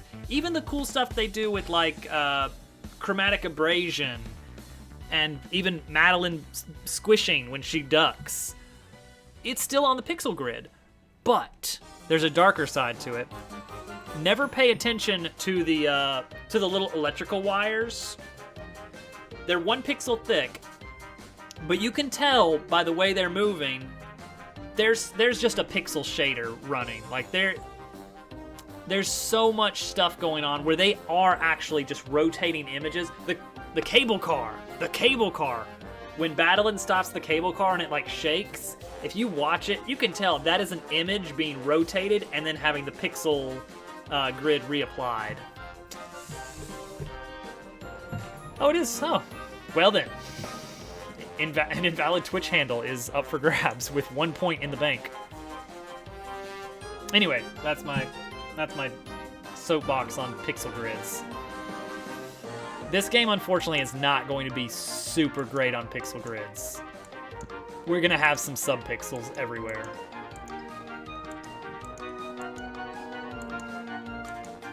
Casual, that's what we in the business call a non sequitur. I'm not saying that it's bad to use non sequiturs, but it is definitely a different demographic. There's a very particular demographic that is crazy about non sequiturs.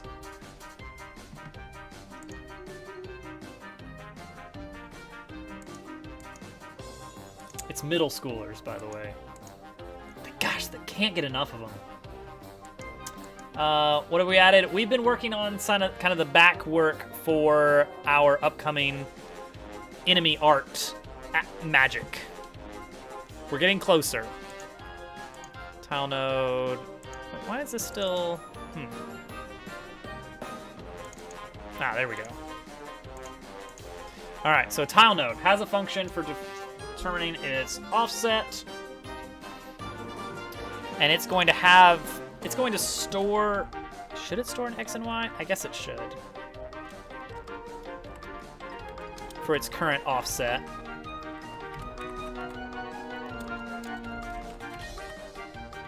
Current offset values. No, that doesn't make sense because you can use this to get that, can't you? I don't know. Maybe not. Maybe we don't need that.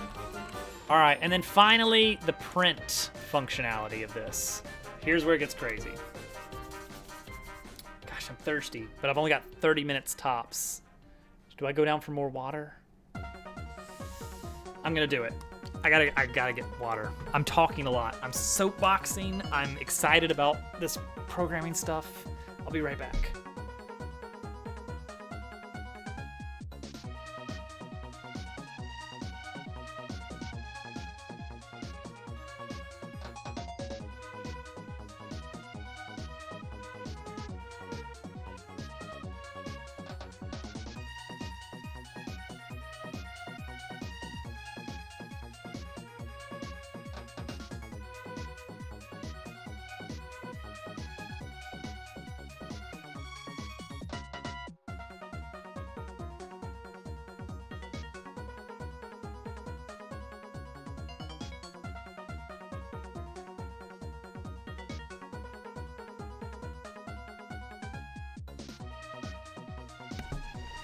I return.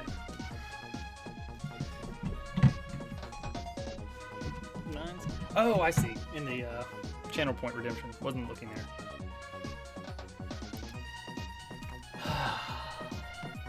Middle schoolers, man.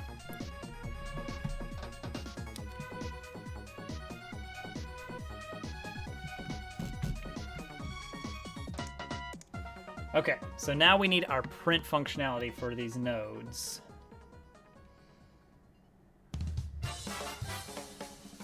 And all right, we want a draw and a print. We want a draw functionality and then a print functionality. Do we want a draw functionality? Maybe we don't. Maybe we want to do that all within the print. Print 2. We need to build a canvas. Should we concern this person's solution? Oh.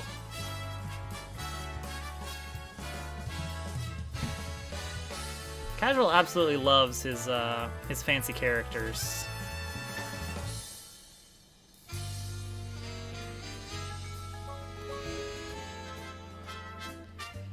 Alright, so print to a canvas, or can you print to a new canvas? Actually, let's let this return. Let's let this return the canvas.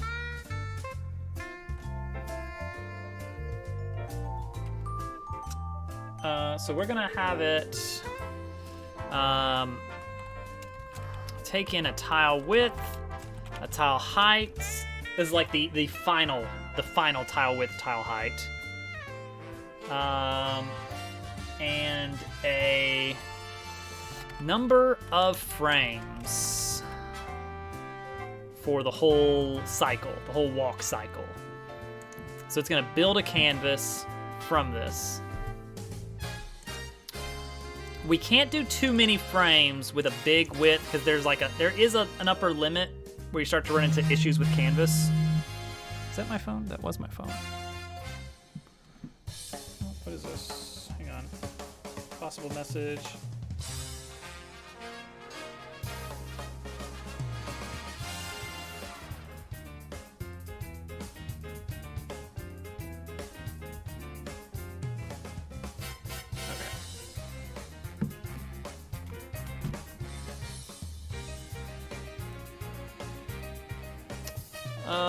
So for now, let's just assume we're never going to run into that problem.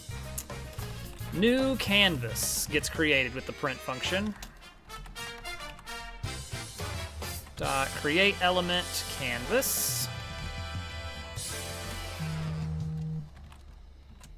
New canvas dot width equals our tile width times our number of frames, because we're just gonna go off the edge here. New canvas dot height equals just the tile height.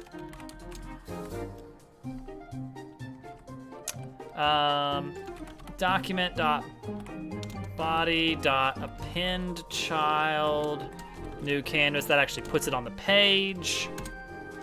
And let context equal new canvas dot get context 2D.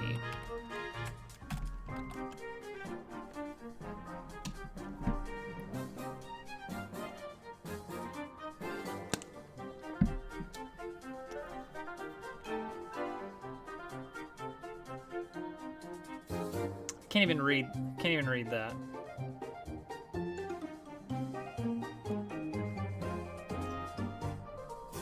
Casual, can you use regular ASCII characters instead so I can actually read what you're trying to say? And then we're going to return. Actually, we don't even need to return the canvas, do we? Oh, actually, we do want. Yeah, we do want it. Because we're going to want to reference it later for drawing from it. Okay, thank you, Day. You can ping me if there's anything actually worth reading. All right. So now, what we gotta do is we gotta start drawing an element and all of its sub-elements somehow.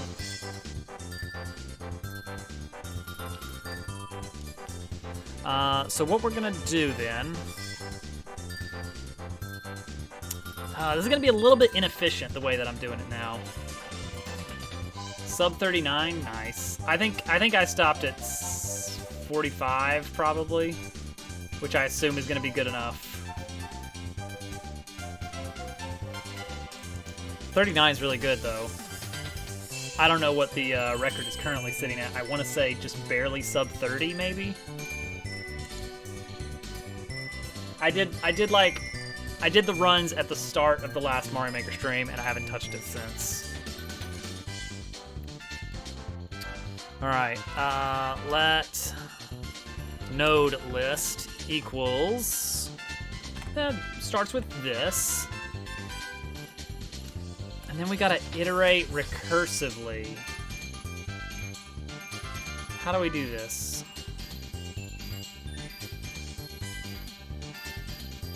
What we're gonna do is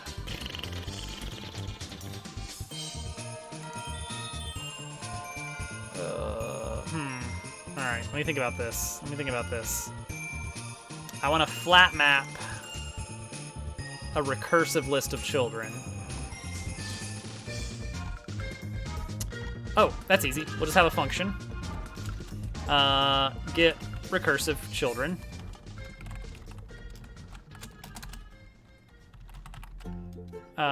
Which will do return this dot children dot map.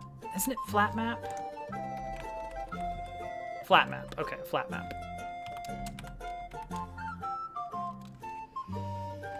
Recursive children sounds like it should be bad. Yeah, doesn't it?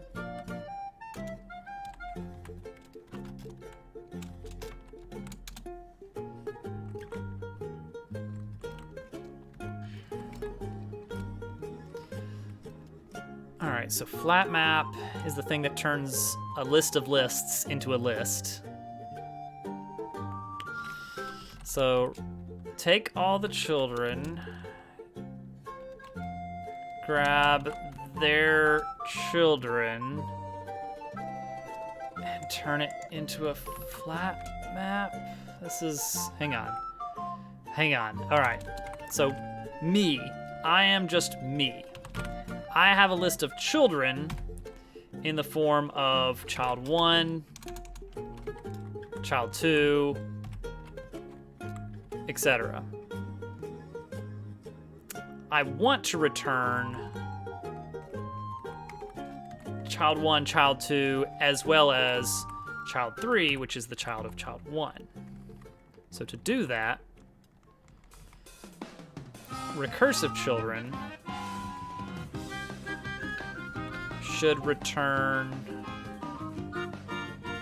Should recursive children include myself? Recursive node lists instead of children. So that'll return, it'll return me and my children, my child list. I think that's right.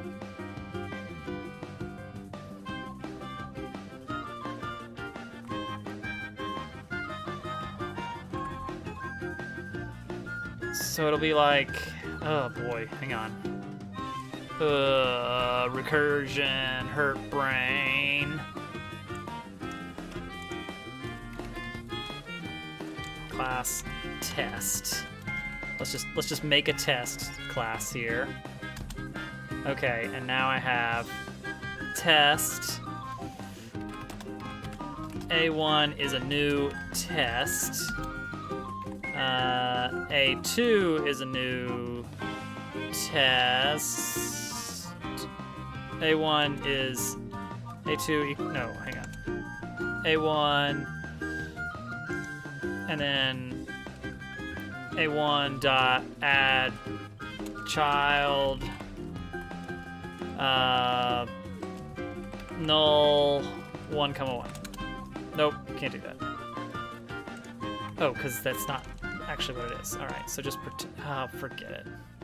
I'll figure it out.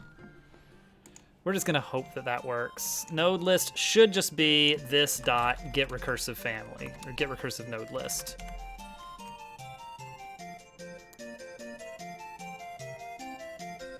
So basically, what we have here, guys, is an object that has a list of children. Those children, in turn, can also, optionally, but not necessarily, have a list of children.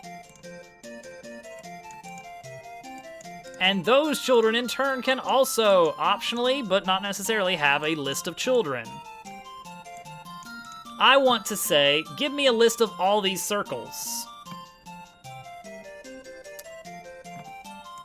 So what I've basically done is I've said, I'm defining a function called getRecursiveNodeList that every circle knows how to do. Every circle knows how to do this. The rule, when I say, give me the node list, the circle says, okay, here is me plus whatever my children tell you when I ask them, get me recursive node list. So the idea is if I give that command to an endpoint, then it should give me just the endpoint because it has no children. If I tell this guy that, then it'll give me this guy plus this. And if I tell this guy, then it'll give me this. If I tell this guy, it'll give me this. If I tell this guy, it'll give me this. And finally, if I ask the root, then it should give me a list of every circle. Fingers crossed on that. Whew. So that's our node list.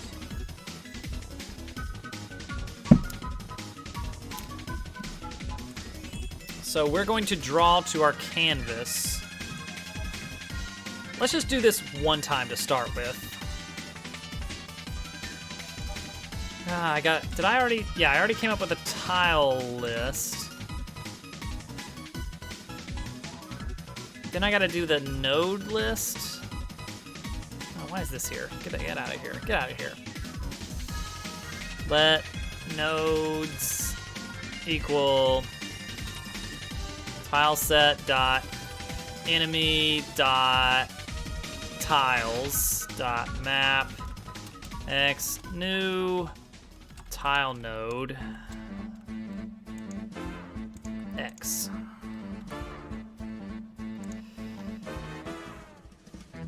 No, that doesn't work because that has children. Dang it. Hey, McFixit! What's going on, man? Glad you could make it out. I'm breaking my brain because I've had to do recursion tonight, and that's always a fun time. It shouldn't be hard, but I always have to draw a diagram.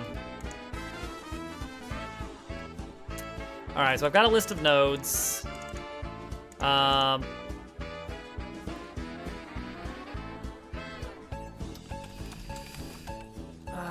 Let tile of tileset.enemy.tiles.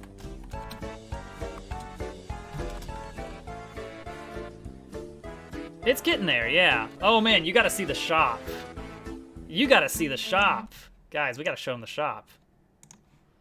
All right, so the rule is you have to imagine the sound that an old school Game Boy makes when you turn it on when we enter the shop.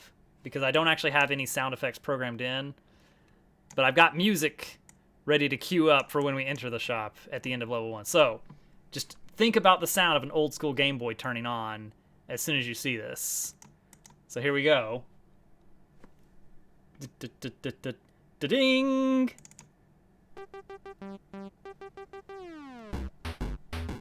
There we go. There's our shop. We got the shopkeeper. We got new weapons available for purchase. We got the upgrades available. I'm super proud of the upgrade system. Oh, you gonna purchase it? You gonna purchase it? No. Just kidding! Ah! Buy the faster fire rate. Now we're out of we're out of money. All right, that's it. Go back to where we were. Mog Shop, always a classic. Yes! Mog.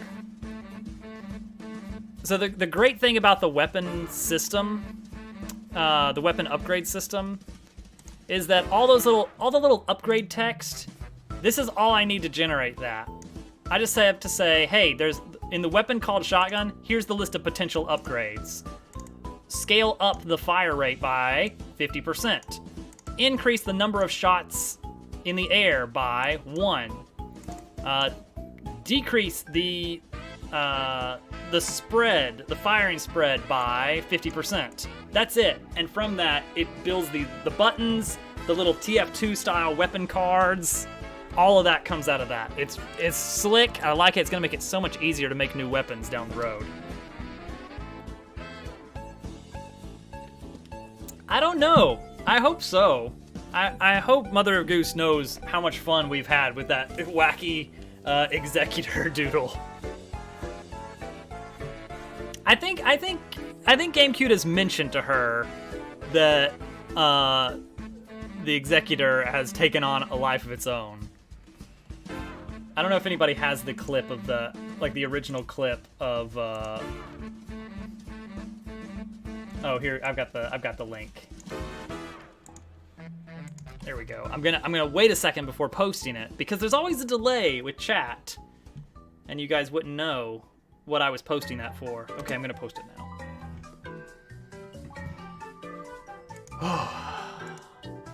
How in the world am I gonna do this? Completely. It's so accurate. Oh my gosh.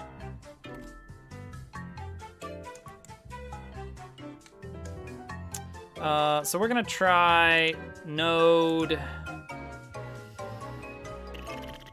equals new tile node. And for that, I just have to give it a tile.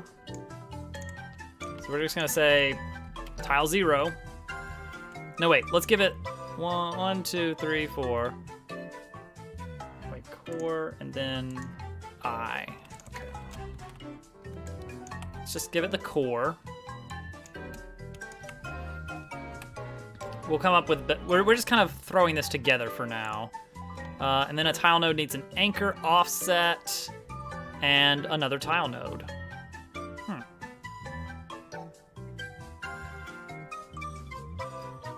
when you add a child. You add a new tile node.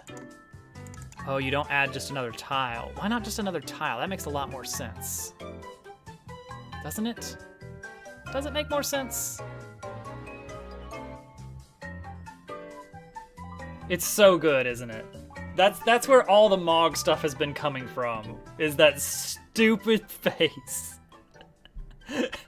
We've just run with it from there. It's just taken on a life of its own. That's GameCube. I don't even know if I've got a special. I don't even know if I'm gonna spell this right. There we go, GameCube. Yeah. The build-up is the best part on that. Add child. Should you really? I feel like adding a child should just be another tile. Or do you have to make a tile individually for each one? I don't know. Yeah, why not? Why not just do this map it? Sure.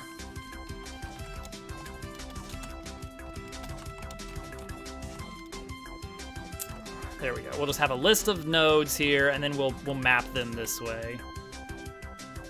Oh gosh, yeah. I mean, there's a lot of people. There's a lot of people that are around, but besides Pef and Mario Maker fan. Oh man, good old Pef. He did stop in a while back. It was good to see him. All right, so tile node. We can add a child. All right, so core is gonna be our main right here. So let core equal nodes sub 4. 0, 1, 2, 3, 4. Perfect. That one right there. Again, we're hard coding a ton of stuff, but we're gonna work on that later. Core dot add. What did I call it? Add child. Add child. You give it another tile node, and then you give it an offset. So we're gonna say, throw the left plate in. Throw the left plate in, and just put it right on top of it. I don't care. And also let's increase our default offset function here to like 5, just so we can see some changes happen. Scandalous. And then we'll call our core.print, which takes a finalized tile width. We're gonna say 16 by 16, and give me 4 frames of animation. Again, we don't actually do any animation yet. Right now, this is just gonna build a canvas object and nothing else. Never mind, because getRecursiveChildren is not a function, because that's right, I changed the name of it. It's getRecursiveNodeList now. Okay, did that make a canvas? I don't see a canvas. Where would a canvas be? Oh wait, it is there. It is there. It's off to the right. Canvas. Width 64, height 16. That doesn't seem right. Ha! Oh, Germ Dove. What a card. Oh no, that is it. That is it though. All right, good. Okay, so we built the node list. It returns a canvas. We have our node list. Let's actually log that node list to make sure that looks okay. Yep, two nodes. Gosh, I do love me some TypeScript. Oh. Been doing a little bit of that at work. Delicious. Oh. It's so good. So very good.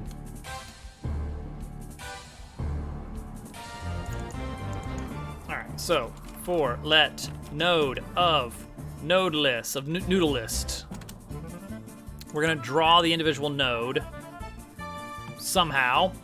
We have the tile object here. So we're gonna say node.tile.draw. Node tile draw takes a context and then a target X and Y. So we're just gonna go with context. What's our new context? That's right here. Context. Boom. Draw them in any order. I don't care. Wow, that looks great. I mean, it's there. I don't know why it's scaled that way.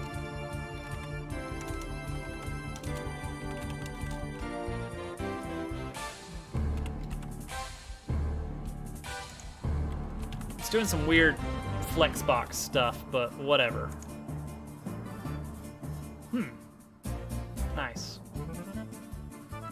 Yeah, that doesn't look exact. Oh, wait. I do need to do context dot image smoothing enabled false so that we don't get those gross stretched pixels.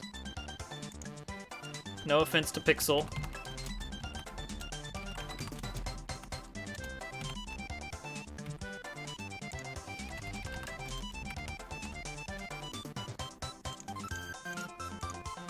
I don't know why the CSS would matter. Also, I don't know why it's scaling up either. But whatever. Hey, Tank. How you doing, man? Yeah, don't stretch him.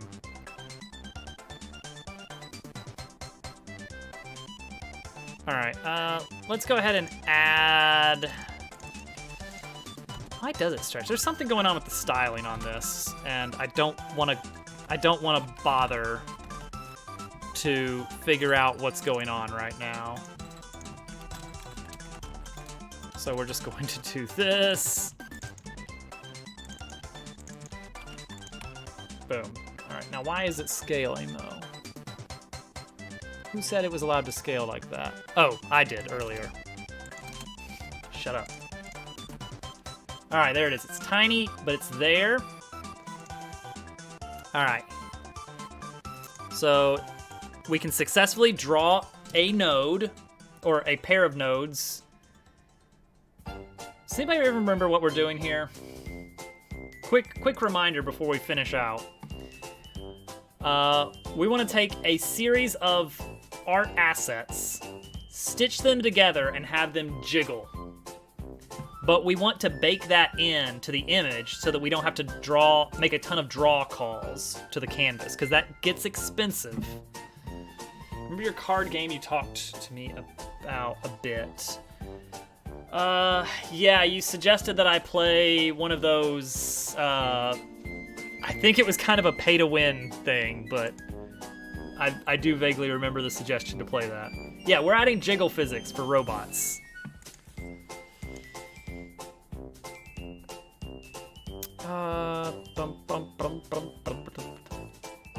Oh, making one. Okay.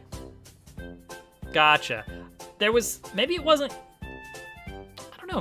you that I was thinking of, but somebody suggested I play one of those, like, video game card games. You know, one of those kind of things that always get advertised to people. All right, so we want to do this for each of our number of frames. Let frame number equal 0, while frame number is less than number of frames. Frame number plus plus. Ta-da! We're gonna have a T.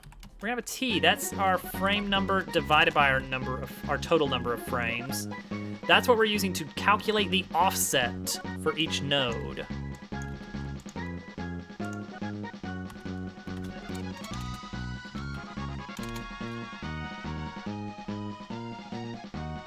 Oh, be ready to go through a lot of ink unless you've got a very minimalist art style going on of black and white, because holy cow, that when you start going into color, that's gonna be rough.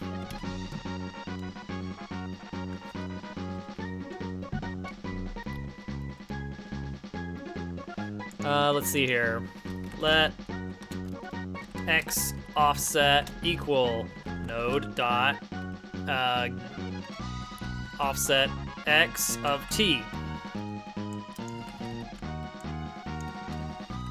Y for Y. And then we we get our X offset and our Y offset. And hopefully this is gonna draw. Oh yeah, and we need to, oh gosh, because we gotta increment our frame. Let frame X equals 0. And actually that's all we need right now. Frame X plus equals our tile width. Add in that. Go. Hey! Alright, it's very tiny. It's very tiny, but it's there. It's there. Right up there in the top right-hand corner. There's our... No, it's not all... Oh yeah, it is. It's the whole thing offsetting. For some reason. Oh yeah, because that's what we wanted. Did we ask for 4 frames? I think we did. We must have. Personal projects, nice. Alright, so now, let's say we modify our offset function to be,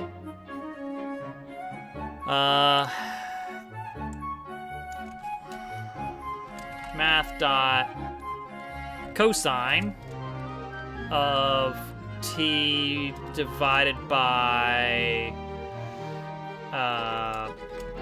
2 pi, and then add 1 so we get rid of the -1, and then scale the whole thing by 3. Now that's for the X offset. Let's do that for that. Let's just make this one return 0. No X offset. Then what do we get here? I see nothing. No oscillation at all going on. So we're getting our 4 frames. Let's get more frames.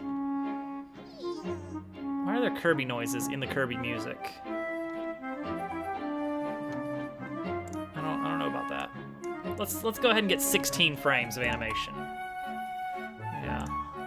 So what the idea here is that it will draw 16 frames along that oscillation path.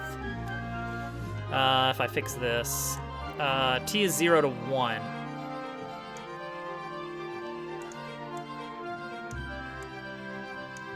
Oh yeah, it should be times, shouldn't it? There we go, look, an oscillation. Yay.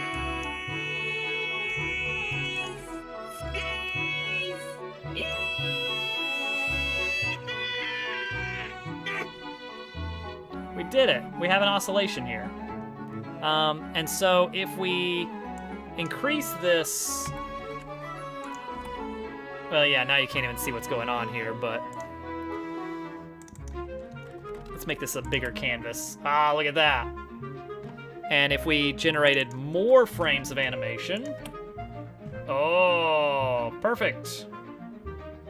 So what is happening here? We're building something that will do the animation for us if we provide it a series of pieces, a hierarchy of the pieces, and finally a function that determines how those pieces move in relation to each other. So we can kind of build this weird skeleton of the robot by individual pieces. Now it's not fully there yet.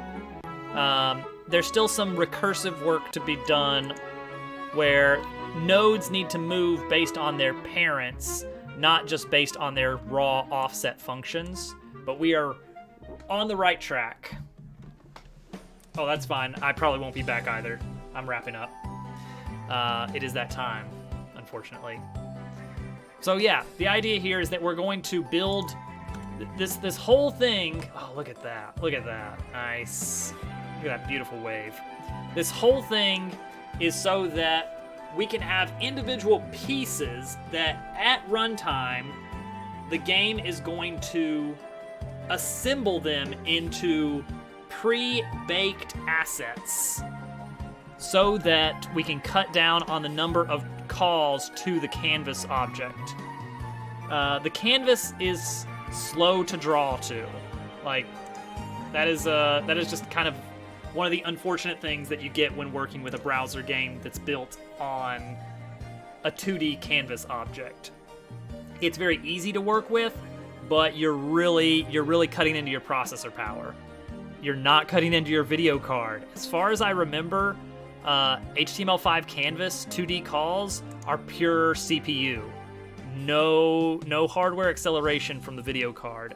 Maybe that's changed in recent years. Yes, you can do WebGL. Yes, I haven't touched on that yet. In this, we're pretty much just trying to build the whole game from just these fairly primitive calls, which up until tonight has just been arc, line, rectangle, and that's about it. And now we're starting to pull in things like images, and you can see, well, you can't really, I say you can see, but you cannot see because there we go. You can see that we're still, at least on my hardware, it's still taking us less than a millisecond to completely draw one frame. That's good, but this is it's a fairly decent piece of hardware, and two, we have barely begun drawing images. So that's what tonight was all about, is trying to counteract that upcoming issue about, hey, what if I wanted to use 8 different pieces to build a single robot entity? Well, then that's going to octuple the number of calls we're making to drawing to the canvas. So let's see if we can cut down on that by pre-baking the animation. So we got a cool thing going on here. Web dev, mostly web dev, yeah, a little bit of back end. But mostly I do, I bounce back and forth between React and Angular, which is like trying to bounce back and forth between driving on the left and the right in the middle of the day. It's annoying. But yeah, mostly front end at work. At least lately, it is bad. And this is after I've been working on a VB.NET application for like the years before this one. This is all at the same company. They do some weird stuff. Anyway, guys, it's already a little bit past half past. My wife will be wondering where I am and what has kept me up so late. And the truth is, it's because I've been so excited about tonight. Oh, thank you for the follow. Milan, should that be pronounced as the city?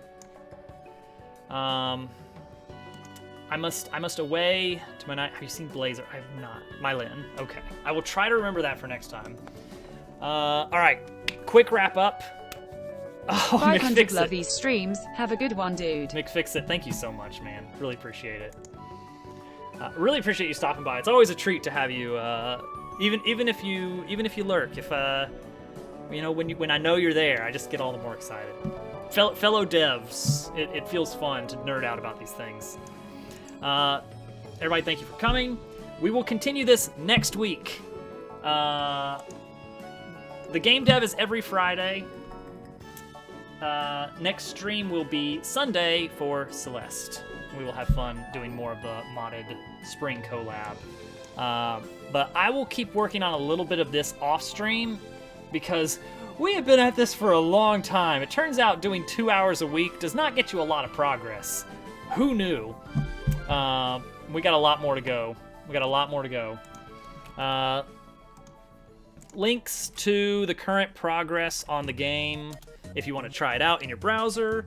The source code is available on GitHub. You can play it on the browser. That's also available. Links are in the Discord. Guys, that's it. I gotta run. Everyone, thank you for hanging out. Hope you all have a wonderful weekend. Bye, guys. Mwah.